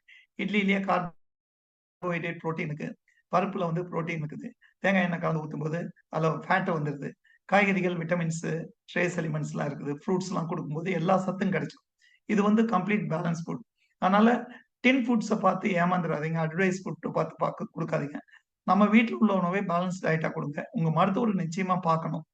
அது எந்த அளவுக்கு எடை கம்மியா இருக்காங்க. அது கூட வேற ஏதாச்சும் வைட்டமின் டெஃபிஷியன்சி இருக்கான்னு பார்த்துட்டு, சம்டைம்ஸ் ஒரு சில குழந்தைக்கு விட்டமின் ஏ டெஃபிஷியன்சி இருக்கும். அத கரெக்ட் பண்ணணும். அத கட்டாயமா டாக்டர பார்த்து மருத்துவர் பரிந்துரைப்படி அவங்க ஒரு கேலரிக் சார்ட்லாம் கால்குலேட் பண்ணி அவங்க சொல்லுவாங்க. அவங்க சொல்றபடி பண்ணா, இந்த அண்டர் நியூட்ரிஷன கரெக்ட் பண்ணிடலாம். ரொம்ப முக்கியமான விஷயம், அவங்களுக்கு வந்து இந்த வேக்சினேஷன் கரெக்ட்டா போட்டுக்கிறது. வராம இருக்கிறதுக்கு பிரஸ்ட் ஃபீட்ல இன்வெஸ்ட் பண்றது. ஸோ இந்த மாரிலாம் பண்ணும்போது, கட்டாயமா அண்டர் நியூட்ரிஷன் இல்லாமயும் பார்த்துக்கலாம். இந்த ஒபிசிட்டிங்கிறது நான் முதல்லயே சொன்ன மாதிரி தேசத்துக்கு ஒரு பெரிய ஒரு இழப்ப ஏற்படுத்திரும். இந்த அளவுக்கு வேர்ல்ட்லயே ஃபாஸ்டஸ்ட் ஒபிசிட்டி குரோயிங் கண்ட்ரீஸ்ல இந்தியா ஒண்ணா இருக்குது. அதனால இதுல முக்கியமான 3 முக்கிய பரிந்துரைகள் சொல்ல விரும்புறேன். என்னன்னா நம்பர் 1 குழந்தைகளுக்கு வந்து இந்த செல்போன் அவாய்ட் பண்ணிருங்க. டிவி வந்து 1/2 அன் ஹவர் மேல பார்க்கக்கூடாது. ஸோ இந்த ஸ்க்ரீன் டைம வந்து குறைச்சிருங்க. நம்பர் 1. நம்பர் 2 பிசிக்கல் ஆக்டிவிட்டி அதிகம் பண்ணிறணும். அட்லீஸ்ட் 1 ஹவர் அ டே ஆக்டிவ் பிளே. ஓடி ஆடி வேர்க்க விறுவிறுக்க விளையாடணும். அது ரொம்ப ரொம்ப முக்கியம். வந்த உடனே உட்கார்ந்து படின்னு சொல்லாதீங்க. நல்லா ஓடி ஆடி விளையாட விடுங்க. மழை பெஞ்சுட்டு இருக்கு, வெளிய போக முடியலன்னா அட்லீஸ்ட் ஸ்கிப்பிங் கயிறு வாங்கி விளையாட விடுங்க. எப்பவுமே குழந்தைகள சொல்றது, நீ பண்ணுன்னு சொல்லாதீங்க. நீங்க எப்பவுமே வீட்ல அப்பா, அம்மா 3 பேர் இருந்தீங்கன்னா, வா நம்ம பண்ணலாம்னு சொல்லுங்க. ஸ்கிப்பிங் கயிறு வாங்கும்போது 3 கயிறு வாங்கிக்கங்க. ஸோ 3 பேரும் சேர்ந்து பண்ணும்போது குழந்தைங்க ஹேப்பியா பண்ணும். ஸோ நம்மங்கிறத வந்து ஃபர்ஸ்ட்டு நம்ம பயன்படுத்தணும். வீட்லயும் சரி, தேசத்துக்கும் சரி. நம்ம தேசம், நம்ம ஊரு அப்படிங்கிறத பயன்படுத்தணும். அப்பதான் வந்து தேசப்பற்றும் வரும். ஸோ எக்சர்சைஸ் ரொம்ப முக்கியம். அப்புறம் வந்து proper sleep. 8 tumblers of water. இதெல்லாம் பண்ணும்போது 8 ஹவர்ஸ் ஆஃப் ஸ்லீப் இதெல்லாம் பண்ணும்போது, ஜங்க் ஃபுட்ஸ் அவாய்ட் பண்ணும்போது, கட்டாயமா ஒபிசிட்டிலருந்து ஈஸியா தப்பிச்சிடலாம். மருத்துவரே இல்லாம நம்ம குழந்தைங்க நார்மல் எடைக்கு கொண்டு வந்துடலாம். ஓகே. இது மிக்க ஒரு அற்புதமான ஒரு விஷயம். பல பெற்றோர்களுக்கு மொபைல் சார்ந்தது, ஃபுட் சார்ந்தது மற்றும் அவர்களுடைய பழக்கவழக்கங்களை முறைப்படுத்துவதற்கு நீங்க கொடுத்த இந்த ஆலோசனை கண்டிப்பாக நிறைய பெற்றோர்களுக்கு ஒரு மிகப்பெரிய ஒரு அ உன்னதமான ஒரு விஷயமாக கண்டிப்பாக அவர்களுக்கு சென்றடைந்திருக்கும். கடைசியாக 2 கேள்விகள். அனைத்து கேள்விகளையும் நம்ம முடிந்த அளவுக்கு பெர்சனல் கொஸ்டின்ஸ தவிர, பொதுவான அனைத்து கேள்விகளையும் நம்ம இங்க கேட்டிருக்கோம். கடைசியா 2 கேள்விகள். இந்த நோஸ் பிளாக் அப்படிங்கிற ஒரு விஷயம் வந்து சளி இருக்கும் பொழுதோ அல்லது சளி மார்பில கட்டி கொண்ட பொழுதோ அவர்களுக்கு குழந்தைகளுக்கு நோஸ் பிளாக் இருக்கும் பொழுது வாயில பிரீத் பண்றாங்க. இந்த வாயில அவங்க வந்து மூச்சு விடும் பொழுது அவர்களுக்கு உண்டான பாதிப்புகள் எவ்வாறு இருக்கின்றது? அந்த மாதிரி சூழ்நிலையில பிக்ஸ் இன்ஹேலர் போன்ற உபகரணங்களை நம்ம வந்து யூஸ் பண்ணலாமா? அதனுடைய விளைவுகள் ஏதாவது வருமா? இந்த லாங் ரன்ல அவர்களுக்கு அந்த சளி இருக்கக்கூடிய தொந்தரவுகளுக்கு ஒரு முற்றுப்புள்ளி வைக்கும் விதமாக அதற்கு என்ன தீர்வு காண வேண்டும்? அதுக்கு ஏதாவது ஃபுட் ஹேபிட்ஸ் மாத்தலாமா? முக்கியமாக இந்த கோல்டு இருக்கக்கூடிய கால சூழ்நிலையில தயிர், இளநீர் இந்த விஷயங்களை நம்ம எடுத்துக்கலாமா? அப்படிங்கிற கேள்விகள் கேட்டிருக்காங்க. இதுவும் ஒரு நல்ல கேள்வி. இதுல ரொம்ப முக்கியமான விஷயம் நோஸ் பிளாக் நாள்பட இருக்குது. குழந்தைகளுக்கு சளி இருக்குது. இந்த கண்ணு மேல தலையில கண்ணுக்கு மேல் பகுதியில எலும்புல வந்து வலி இருக்குது. வாயில வழியா மூச்சு விடுறாங்க. பிரீத் பண்ணது கஷ்டமா இருக்கு. தூக்கத்துல எந்திரிச்சிடுறாங்க. திடீர்னு எந்திரிச்சு கெட்ட கனவு மாதிரி எந்திரிக்கிறாங்க. இந்த மாதிரிலாம் வரும்போது, கட்டாயமா நீங்க ஒரு குழந்தைகள் நல மருத்துவரையும், காது, மூக்கு, தொண்டை டாக்டரையும் பார்க்கணும். ஏன்னா பின்னாடி மூக்குக்கு பின்னாடி இந்த கோலி சோடா கோலி குண்டு வந்து மேல அடைக்கிற மாதிரி அடினாய்டுங்கிற ஒரு உறுப்பு வந்து அடைச்சுக்கும். அந்த மாதிரி இருக்கிறப்ப கட்டாயமா மருத்துவர பார்க்கணும். பார்த்துட்டு அந்த அடினாய்டுக்கு வந்து அவங்க பரிந்துரைப்படி என்ன சொல்றாங்களோ அத பார்த்து அத கரெக்ட்டா பண்ணோம்னா, நிச்சயமா இந்த வாய் வழியா மூச்சு விடுறது, மூக்கடைப்பு அந்த மாதிரிலாம் சரியாயிடும். பொதுவா இதுக்கு வந்து அதிகமா மருந்துகள் தேவையில்ல. முறையான மருத்துவர்ட்ட கன்சல்டேஷன் தான் ரொம்ப தேவை. ஸோ இந்த சம்டைம்ஸ் இந்த அலர்ஜி வந்து ட்ரிகர் பண்ணி இந்த மாதிரி மூக்கடைப்ப உண்டு பண்ணும். அந்த மாதிரி இண்டிவிஜுவலுக்கு ஒவ்வாமை உள்ள குழந்தைகளுக்கு இந்த ட்ரிகர்ஸ வந்து அவாய்ட் பண்ணணும். ஸோ கட்டாயமா உங்க மருத்துவர பரிந்துரை கேட்டுட்டு அதுக்கு தகுந்த மாரி பண்ணுங்க. பொதுவா தேவையில்லாம நம்ம நம்ம நம்ம சமுதாயத்துல வந்து நெறைய விஷயங்கள உணவு மேல பழி போடுவோம். இது ஹீட்டு, இது உஷ்ணம், இது குளிர்ச்சி அப்படி இப்படின்னு. தயவு செஞ்சு எங்க பாட புஸ்தகத்துல ஹீட்டு, உணர்ச்சி, குளிர்ச்சி அந்த மாரிலாம் எதுவும் கிடையாது. எல்லா உணவும் எல்லா குழந்தைகளுக்கும் குடுங்க. ஏதாவது ஸ்பெசிஃபிக்கா ஃபுட் அலர்ஜி இருந்தா மட்டும் அத அவாய்ட் பண்ணிருங்க. ட்ரிகரிங் ஃபுட் நீங்க கண்டுபிடிச்சீங்கன்னா, மருத்துவர்ட்ட கேட்டு, மருத்துவர் பரிந்துரைப்படி ஒரு உணவு மேல பழிய போட்டு அத நிறுத்துங்க. அதனால உணவு பொறுத்தவரைக்கும் தேவையில்லாம இந்த பத்தியம் இருக்கிறது, அந்த மாரிலாம் அத்தியாவசியமா கிடையாது. பட் ஒரு சில டிசீஸ்க்கு ஒரு சில இத வந்து டாக்டர்ஸ் வந்து டயட் மாடிஃபிகேஷன் குடுப்பாங்க. பட் அது சயன்டிஃபிக்கா டாக்டர் மூலியமா கேட்டுட்டு தவிர்க்கணும். தேவையில்லாம ஒரு உணவு மேல பழி போட வேண்டாம். ஓகே. மிக முக்கியமான நிறைய பார்வையாளர்கள், இந்த பங்கேற்பாளர்கள் நிறைய பேர் கேட்ட ஒரு மற்றும் ஒரு முக்கியமான கேள்வி. குழந்தைகள் இந்த நைட் டைம்ல அவங்க பெட்ல வந்து யூரின் பாஸ் பண்றது, அந்த சிறுநீர் கழிக்கும் பழக்கம். சில பேர்த்துக்கு கண்ட்ரோல் ஆயிருது, சில பேர்த்துக்கு கண்ட்ரோல் ஆகுறது இல்ல. பெண் குழந்தைகளுக்கும், ஆண் குழந்தைகளுக்கும். இதற்கு என்ன வகையான வழிமுறைகளை பின்பற்ற வேண்டும்? இது எந்த நாள்பட எவ்வளவு நாளைக்கு இருக்கக்கூடிய வாய்ப்புகள் இருக்கிறது? இதற்கு என்ன தீர்வு அப்படின்னு கேட்டிருக்காங்க. இதுவும் ஒரு நல்ல கேள்வி. இந்த கேள்வி கேட்ட அத்தன பேர்த்துக்கு நான் பாராட்டுறேன். ஏன்னா நெறைய குழந்தைகளுக்கு இந்த மாரி இருக்குது. நெறைய பேர் இதுக்காக தேவையில்லாம மருந்து, மாத்திரைலாம் குடுக்குறாங்க. தயவு செஞ்சு இதெல்லாம் வந்து இயற்கையா வரக்கூடிய செயல்கள். இதுக்கு பேரு வந்து நாக்டர்னல் எனூரிசிஸ் சொல்லுவோம். இது வந்து முக்காவாசி டைம் இது நோயா இருக்காது. கட்டாயமா உங்க டாக்டர பார்த்துட்டு, அது நோயா, நோய் இல்லையாங்கிறத பார்த்துக்கங்க. ஏதாச்சும் இன்ஃபெக்ஷன் இருக்குதா? இல்ல வேற ஏதாச்சும் உள்ள காரணம் இருக்குதான்னு பார்ப்பாங்க. முக்காவாசி டைம் இது வந்து பினைன் அதாவது இயற்கை. இதுக்கு ஒண்ணும் பெருசா மருந்து வேண்டியதில்ல. இது மாதிரி கை சூப்புறது, குழந்தைங்க அடம் பிடிக்கிறது, கீழ படுத்துட்டு உருண்டுகிட்டு இருக்கும். எந்நேரம் பார்த்தாலும் விரல் வாயில வச்சுட்டு இருக்கும். நைட்ல பெட்ல யூரின் போகுது. இதெல்லாம் வந்து இயற்கையாக குழந்தைகளுக்கு வரக்கூடிய ஒரு பருவநிலை வரும்போது மாறக்கூடிய ஒரு செயல். இதுக்காக மருந்தோ, மாத்திரையோ, டெஸ்ட்டோ அதிகமா தேவையில்ல. இத எப்படி எளிதா ஜெயிக்கலாம்? நான் சொல்வேன் மருந்து இல்லாம ஜெயிக்கணும். மருந்து இல்லாம குழந்தைய வளர்த்தணும். அதுக்கு பேரு நான் பார்மகாலஜிக்கல். இத வந்து நான் ரொம்ப விரும்புற டாக்டர். மருந்தே இல்லாம நோய்கள கட்டுப்படுத்துறது. அதுல முக்கியமா நீங்க தெரிஞ்சுக்கக்கூடியது என்ன அப்டின்னா, இந்த குழந்தைங்க பெட் வெட் பண்ணிட்டு இருக்குது, இல்ல விரல் சூப்பிட்டு இருக்குது, அடம் பிடிக்குது, பிடிவாதம் பண்ணுது அப்டின்னா, இவங்கள எப்படி ஜெயிக்கிறதுன்னு ஒரு டெக்னிக் சொல்லி தர்றேன். அதுக்கு பேரு பாசிட்டிவ் ரீஇன்ஃபோர்ஸ்மென்ட் ட்ரீட்மென்ட் அப்டிங்கிறது. இது கேட்கும்போது பெரிய நீளமா ஏதோ ஒரு பெரிய டெஸ்ட் பண்ண ட்ரீட்மென்ட் குடுக்க போறோம்ன்னு தோணும். இது சாதாரண விஷயம். அந்த மீட்டிங் அட்டெண்ட் பண்ணிட்டு இருக்க குழந்தைகள் எல்லாத்தும் பெற்றோர்கள், அவங்களுக்கு பிடிச்ச ஒரு சின்ன சாக்லேட் ஒரு 50 பைசா சாக்லேட்டோ, 10, 30 சாக்லேட் வாங்கி ஒரு டப்பில பெட்ரூம்ல மேல உயரமா வச்சிருங்க. கண்ணுக்கு தெரியணும், கைக்கு எட்டக்கூடாது. அந்த குழந்தைகிட்ட சொல்லி படுக்க போறப்போ முத்தம் குடுத்து, டிவிலாம் பார்க்காம வச்சிரணும் ஒரு 2 மணி நேரம். படுக்க போறப்போ முத்தம் குடுத்து, உனக்கு உனக்கு கிஃப்ட் காலையில எந்திரிச்ச உடனே மிட்டாய் குடுக்குறேன். பட் நீ வந்து பெட்ல யூரின் போகாம இருக்கணுங்கிறத சொல்லிரணும். அந்த குழந்தை வந்து அந்த பில்லோட்ட கூட ரிக்வெஸ்ட் பண்ண சொல்லலாம். தலா நீ வந்து எனக்கு பெட்ல போகாம நீ தடுத்துரு. நான் பெட்ல யூரின் போகாம பண்ணிட்டேன்னா, எனக்கு அம்மா வந்து மிட்டாய் ஆல்ரெடி வாங்கி வச்சிருக்காங்க. எனக்கு மிட்டாய் கிடைக்கும்னு சொல்லி, அந்த கிஃப்ட் வந்து மனசுல ஆழமா பதிவாயிரும். ஒருவேள நைட்ல பெட்ல யூரின் போகாம எந்திரிச்சாங்கன்னா, வேலையா கட்டி புடிச்சு, அரவணைச்சு, முத்தம் குடுத்து, இந்த பாராட்டுதலுக்கு அ வந்து அத விட பெஸ்ட் ட்ரீட்மெண்ட் எதுவும் கிடையாது. "உன்னால முடியும்" அப்படின்னு பாராட்டி, உடனே கையில ஒரு சாக்லேட் எடுத்து கையில குடுத்தரணும். ஸோ அப்போ வந்து அவங்களுக்கு ரிவார்ட் உடனே கிடைச்சிரும். நான் வாங்கி தரணும்னு சொல்லக்கூடாது. ரிவார்ட் கண்ணுக்கே தெரியும்.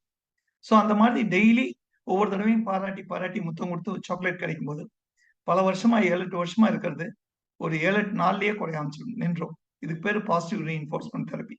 சப்போஸ் ஒரு நாள் முடியலைன்னா, "உன்னால முடியும். இன்னைக்கு நீ பெட்ல போயிட்ட. பரவால்ல. நாளைக்கு உன்னால முடியும்" பாராட்டுங்க. கொஞ்சம் பெரிய குழந்தைகளா இருந்துச்சுன்னா, அந்த பெட்ஷீட்ட நீயே துவைச்சு காய போடுன்னு அவங்க குழந்தைய பண்ண சொல்லுங்க. ஸோ போகாம இருந்தா பெனிஃபிட், கிஃப்ட். போனா நம்ம துவைக்கணும். பனிஷ்மென்ட். அந்த மாரி திட்டுறதோ, இல்ல அடிக்கிறதோ பனிஷ்மென்ட் கிடையாது. அவங்களுக்கு முடிஞ்ச செயல அவங்களும் வீட்டு வேலையெல்லாம் செய்ய கத்துக்குவாங்க. ஸோ அந்த மாதிரி பண்ணும்போது, over a period of few weeks அவங்க இத விட்டு வெளிய வந்துருவாங்க. ஸோ இதுக்கு பேரு பாசிட்டிவ் ரீஇன்ஃபோர்ஸ்மென்ட் தெரப்பி. இத வந்து பெட்ல யூரின் போற குழந்தைங்க, அடம் பிடிக்கிற குழந்தைங்க, விரல் சூப்புற குழந்தைக்கெல்லாம் பண்ணலாம். இந்த தெரப்பி பண்ணோம்னா, மருந்தே இல்லாம, டாக்டரே இல்லாம ஈஸியா ஜெயிச்சிடலாம். ஓகே. மிக்க தெளிவான பதில். மற்றும் ஒரு பங்கேற்பாளர், "சார் தயவு செஞ்சு இந்த கொஸ்டின கேட்டுருங்க. எனக்கு ரொம்ப பதட்டமா இருக்கு" அப்படின்னு சொன்னதுனால, இந்த ஒரு கேள்வி மட்டும் நான் உங்களுடைய பெர்மிஷனோட கேட்கிறேன். அவருடைய குழந்தைக்கு வேக்சின்ஸ் சிலத போடாம விட்டுட்ட காரணத்தினால மறந்துட்டாங்களா? இல்ல வேண்டான்னு நினைச்சு விட்டுட்டாங்களான்னு தெரியல. இப்ப டிலேய்டு வேக்சின்ஸ வந்து நம்ம போடலாமா?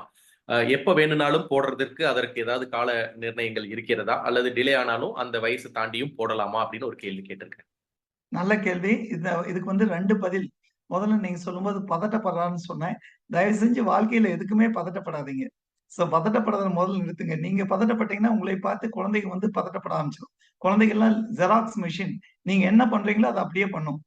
நீங்க பதட்டப்படாம நிதானமா இருந்தீங்கன்னா, குழந்தைகளும் நிதானமா இருக்கும். நெறைய டைம் பேரண்ட்ஸ் வந்து நெறைய விஷயங்கள் சொல்லுவாங்க. குழந்தை அப்படி பண்றான், இப்படி பண்றான் அப்படின்னு. இந்த குழந்தைய வெளிய அனுப்பிட்டு பெற்றோர்ட்ட கேட்டோம்னா, "ஆமாங்க சார், நாங்க பண்ணுவோம். அதத்தான் பண்றான்" அப்படிம்பாங்க. நீங்க குழந்தை எப்படி இருக்கணும்னு நெனைக்கிறீங்களோ, அப்படி நீங்க இருந்து காமிங்க. You should be a role model. நீங்க ரோல் மாடலா இருக்கணும். இன்னையிலிருந்து பதட்டப்பட வேண்டாம். நம்பர் 1. சப்போஸ் நீங்க தடுப்பூசி போடாம இருந்தீங்கன்னா, அதுக்கு ஒரு சின்ன உதாரணத்தோட ஆன்ஸர் சொல்றேன். நீங்க காலையில 8 மணிக்கு டெய்லி சாப்பிடுவீங்க. இன்னைக்கு வந்து உறமுறை வந்திருக்காங்க. அதனால இன்னைக்கு 10 மணி ஆயிடுச்சு. நெறைய பேர் வந்தாங்க, பேசி எல்லாம் பண்ணிட்டு, அவங்க போறதுக்கு 9:45, 10 மணி ஆயிடுச்சு. அதனால நீங்க 10 மணி ஆயிடுச்சுன்னு சாப்பிடாம விட்டுருவீங்களா? இல்ல சாப்பிடுவீங்களா? சாப்பாடு வந்து அந்த நேரத்துக்கு சாப்பிடுறது, ஒருவேளை ஏதோ ஒரு காரணத்தினால லேட் ஆச்சுன்னா, சாப்பாடு சாப்பிடாம இருக்க மாட்டோம். பிரேக்ஃபாஸ்ட்டே லேட்டா சாப்பிடுவோம். அது மாரி தடுப்பூசி ஏதோ ஒரு சில காரணங்கள்னால போடாம விட்டீங்கன்னா, உங்க மருத்துவர போய் பார்த்து இப்படி மிஸ் ஆயிடுச்சுங்க சார். 1 1/4 வயசு ஊசி 1 1/2 வருஷம் ஆச்சு. நான் போடாம விட்டேன் அப்படின்னா, டாக்டர் போட்டு விட்டுருவாங்க. எப்படி உணவு கரெக்ட்டா டைமுக்கு சாப்பிடுறது மிஸ் ஆனா போடுறோமோ, அது மாரி தடுப்பூசியும் உணவு மாரி. ஒரு வேளை மிஸ் ஆனாலும் போய் டாக்டர் போடுங்க. போடாம விடுறது தான் தப்பு. தெளிவான ஓகே. பதில் சொல்லியிருக்கேன். கேட்டுட்டு இருக்க அத்தன கண்டிப்பா. பேரும் ஏதோ ஒரு காரணத்தினால போடாம இருந்தீங்கன்னா, நாளைக்கே போய் உங்க டாக்டர பார்த்து, "தடுப்பூசி மிஸ் பண்ணிட்டேங்க சார். நான் name and doctor meeting attend பண்ணேன். உங்களை போய் பார்த்து நேர்ல போட சொன்னாங்கன்னு சொல்லுங்க." ஒருவேளை உங்க ஃபேமிலி டாக்டர்ட்டயும் சொல்லுங்க. நேம் அண்ட் டாக்டர் உங்களை விசாரிச்சாருன்னு சொல்லுங்க. சொல்லிட்டு போட்டுங்க. அவங்களும் டாக்டரும் ஹேப்பியா உங்களுக்கு தடுப்பூசி போட்டுருவாங்க. Fantastic. That is really a marvelous answer, doctor. அருமையான ஒரு காணொளி தொகுப்புல நிறைய பேர் நிறைய விதமான கேள்விகள் கேட்டிருந்தீங்க. கிட்டத்தட்ட 100க்கு மேற்பட்ட கேள்விகள். அதில் பல கேள்விகள் ஒரே விஷயங்களை இன்றைய சிறப்பு விருந்தினர் மருத்துவர் வந்து பதட்டம் வேண்டாம் அப்படின்னு சொல்லியிருந்தாலும் உங்களுடைய அந்த கேள்விகள் திரும்ப திரும்ப நீங்க சேட் பாக்ஸ்ல போட்டிருந்ததுலயே எங்களுக்கு தெரிஞ்சது. அவ்வளவு பதட்டத்துல நீங்க கேட்கறீங்கன்னு முடிந்த அளவுக்கு நிறைய பேர் கேட்ட கேள்விகளை முதலில் கேட்டு தெளிவு பெற்ற காரணத்தினாலவோ என்னவோ அடுத்த கேள்வி எனக்கு தேவையில்லைன்னு நிறைய பேர் வெளியேறிட்டீங்க. இது ஒரு மிக மிக முக்கியமான ஒரு கேள்வி. இந்த கேள்விக்கு உங்களுக்கு பதில் தெரிஞ்சோட நீங்க போகணும் அப்படிங்கிறது இருக்க வேண்டியதில்லை. நிறைய எதிர்காலத்தில் வரக்கூடிய கேள்விகளுக்கும் உங்களுக்கு இப்ப பதில் தெரிஞ்சா உங்க குழந்தைகளுடைய எதிர்காலத்தை நீங்க நல்லா பராமரிக்க முடியும் அப்படிங்கிற ஒரு விஷயத்தை இந்த இடத்துல பதிவு பண்ணிட்டு உங்களுடைய தனிப்பட்ட கேள்விகள் இருக்கிறத நீங்க டாக்டர் அவருடைய ஸ்லைட்ல போட்டிருக்கக்கூடிய அந்த முகவரியில அந்த டாக்டருடைய ஹாஸ்பிட்டல் நம்பரை நீங்க தொடர்பு கொண்டு அவருடைய பர்சனல் அப்பாயின்மெண்ட் வாங்கிட்டு தனிப்பட்ட மருந்து விஷயங்கள் தனிப்பட்ட பர்சனல் கன்சல்டேஷன் ரிலேட்டட் விஷயங்களை நீங்க கண்டிப்பாக நேர்ல சந்திச்சு அதற்குண்டான மருத்துவ பரிந்துரை எடுக்க வேண்டும் என்று இந்த காணொலி மூலியமாக உங்களுடைய ஒரு கோரிக்கையாக வைக்கின்றேன். ஏன்னா தனிப்பட்ட மருந்துகளையும் தனிப்பட்ட ஒரு விஷயத்தையும் மெடிக்கல் ஃபைல பார்க்காம சொல்லக்கூடிய இந்த காணொலியில நம்ம செய்ய முடியாது அப்படின்ற காரணத்தினால அந்த கேள்விகள் தவிர்க்கப்பட்டு விட்டது. அதற்கு நான் மனப்பூர்வமாக உங்களிடம் மன்னிப்பு கேட்டு நீங்க நேர்ல போகும்பொழுதுதான் நிறைய விஷயங்கள் உங்களுக்கு தெளிவான பதில் கிடைக்கும் அப்படிங்கிற ஒரு விஷயத்தையும் தெளிவாக சொல்லி பொதுவான விஷயங்களையும் பொதுவான குழந்தைகள் பராமரிப்புக்கு உண்டான விஷயங்களுக்கு உண்டான கேள்விகளை நம்ம இங்க கேட்டிருக்கோம். சோ இந்த கேள்விகளுக்கு அனைத்து சொந்தங்களுக்கும் அனைத்து பார்வையாளர் பங்கேற்பாளர்களுக்கு தெளிவான விளக்கம் இன்றைய மருத்துவர் நமக்காக கொடுத்திருக்காரு. அவருக்கு நீங்க உங்க சார்பாக இங்க இருக்கக்கூடிய பங்கேற்பாளர்கள் சார்பாகவும் கேபிஎன் குளோபலின் Kongu business network association Tamil Nadu, SIKBA south India Kongu business association Malaysia, KBN Australia மற்றும் கேபிஎன் யுஎஸ்ஏ சார்பாக எங்களுடைய மனமார்ந்த நன்றியை இன்றைய மருத்துவருக்கு காணிக்கையாக்குகின்றோம். அனைவருக்கும் நன்றி, வணக்கம். வாழ்க பாரதம், வெற்றி நமதே. தொழில் மற்றும் வணிகம் செய்யும் கொங்கு வேளாள கவுண்டர் சொந்தங்களை இணைக்கும் பாலமாக கேபிஎன் குளோபல் என்ற டெலிகிராம் குரூப் செயல்பட்டு வருகிறது. 39 நாடுகளைச் சேர்ந்த 3585 கொங்கு வேளாள கவுண்டர் சொந்தங்கள் அதில் ஒரே குடும்பமாக தொழில் விவரங்களையும் தொழில் வாய்ப்புகளையும் அவர்களுக்குள் பரிமாறிக்கொண்டு உள்ளார்கள். இந்த குழு எந்த ஒரு அரசியல் கட்சியையோ அரசியல் தலைவர்களையோ பின்பற்றாத ஒரு குழுவாகும். நமது சமுதாயத்தின் மேல் அக்கறை கொண்டு முற்றிலும் நம் மக்களின் வர்த்தகத்தை உயர்த்த வேண்டும் என்ற உன்னத நோக்கில் செவ்வனே செயல்பட்டு வருகிறது.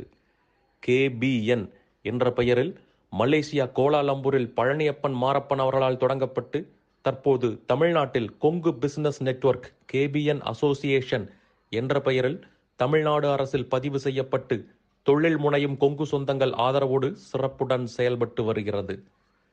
கேபிஎன் குளோபல் குழு தவிர வேறு எந்த ஒரு பெயரிலும் வாட்ஸ்அப் குழு, டெலிகிராம் குழு கிடையாது. இது நமது கொங்கு சொந்தங்களின் தொழில் மற்றும் சமுதாய முன்னேற்றத்திற்கு சேவை மனப்பான்மையுடன் உருவாக்கப்பட்ட அரசியல் சார்பற்ற அமைப்பு. இந்த குழுவில் இணைவதற்கு எந்த ஒரு கட்டணமும் கிடையாது. ஒரு சிலர் கேபிஎன் பெயரை பயன்படுத்தி சந்தா வசூலித்து சுய லாபத்துக்காக குழுக்களை அமைத்துக் கொண்டிருக்கின்றனர். அவ்வாறு செயல்படும் குழுவுக்கும் நமக்கும் எந்த தொடர்பும் கிடையாது. 100 விழுக்காடு தொழில் சம்பந்தப்பட்ட பதிவுகள் மட்டுமே, அதுவும் இலவசமாக, எந்த ஒரு சந்தாவும் இல்லாமல் நம் சொந்தங்கள் அனைவரும் முன்னேற வேண்டும் என்ற உயரிய எண்ணத்தில் பதிவுகளை அனுமதிக்கும் ஓர் உலகளாவிய வர்த்தக குழு, நம் தொழில் அபிவிருத்திக்கு ஏற்ற ஓர் உபயோகமுள்ள ஒரே குழு கேபிஎன் குளோபல் டெலிகிராம் குழு. சொந்தங்களுக்கு இது குறித்து சந்தேகங்கள் இருந்தால் +60 13299144 +6 13299144 என்ற அலைபேசி எண்ணில் வாட்ஸ்அப் குறுஞ்செய்தி அனுப்பலாம். நன்றிகளுடன் மலேசியா பழனியப்பன் மாரப்பன் அவர்கள் சார்பாக செழியன் குமாரசாமி. நீங்கள் நமது கொங்கு சொந்தங்கள் வாழ்வில் முன்னேற வேண்டும் என்று விரும்பினால் இந்த தகவலை உங்கள் சொந்தங்களுடன் பகிர்ந்து மகிழ்ந்திட அன்புடன் வேண்டுகிறேன். கேபிஎன் குளோபல் டெலிகிராம் குழுவில் இணைந்து உங்கள் தொழில் வணிக உறவுகளை விரிவுபடுத்தி வளம் பெற வாழ்த்துகிறேன். வணக்கம்.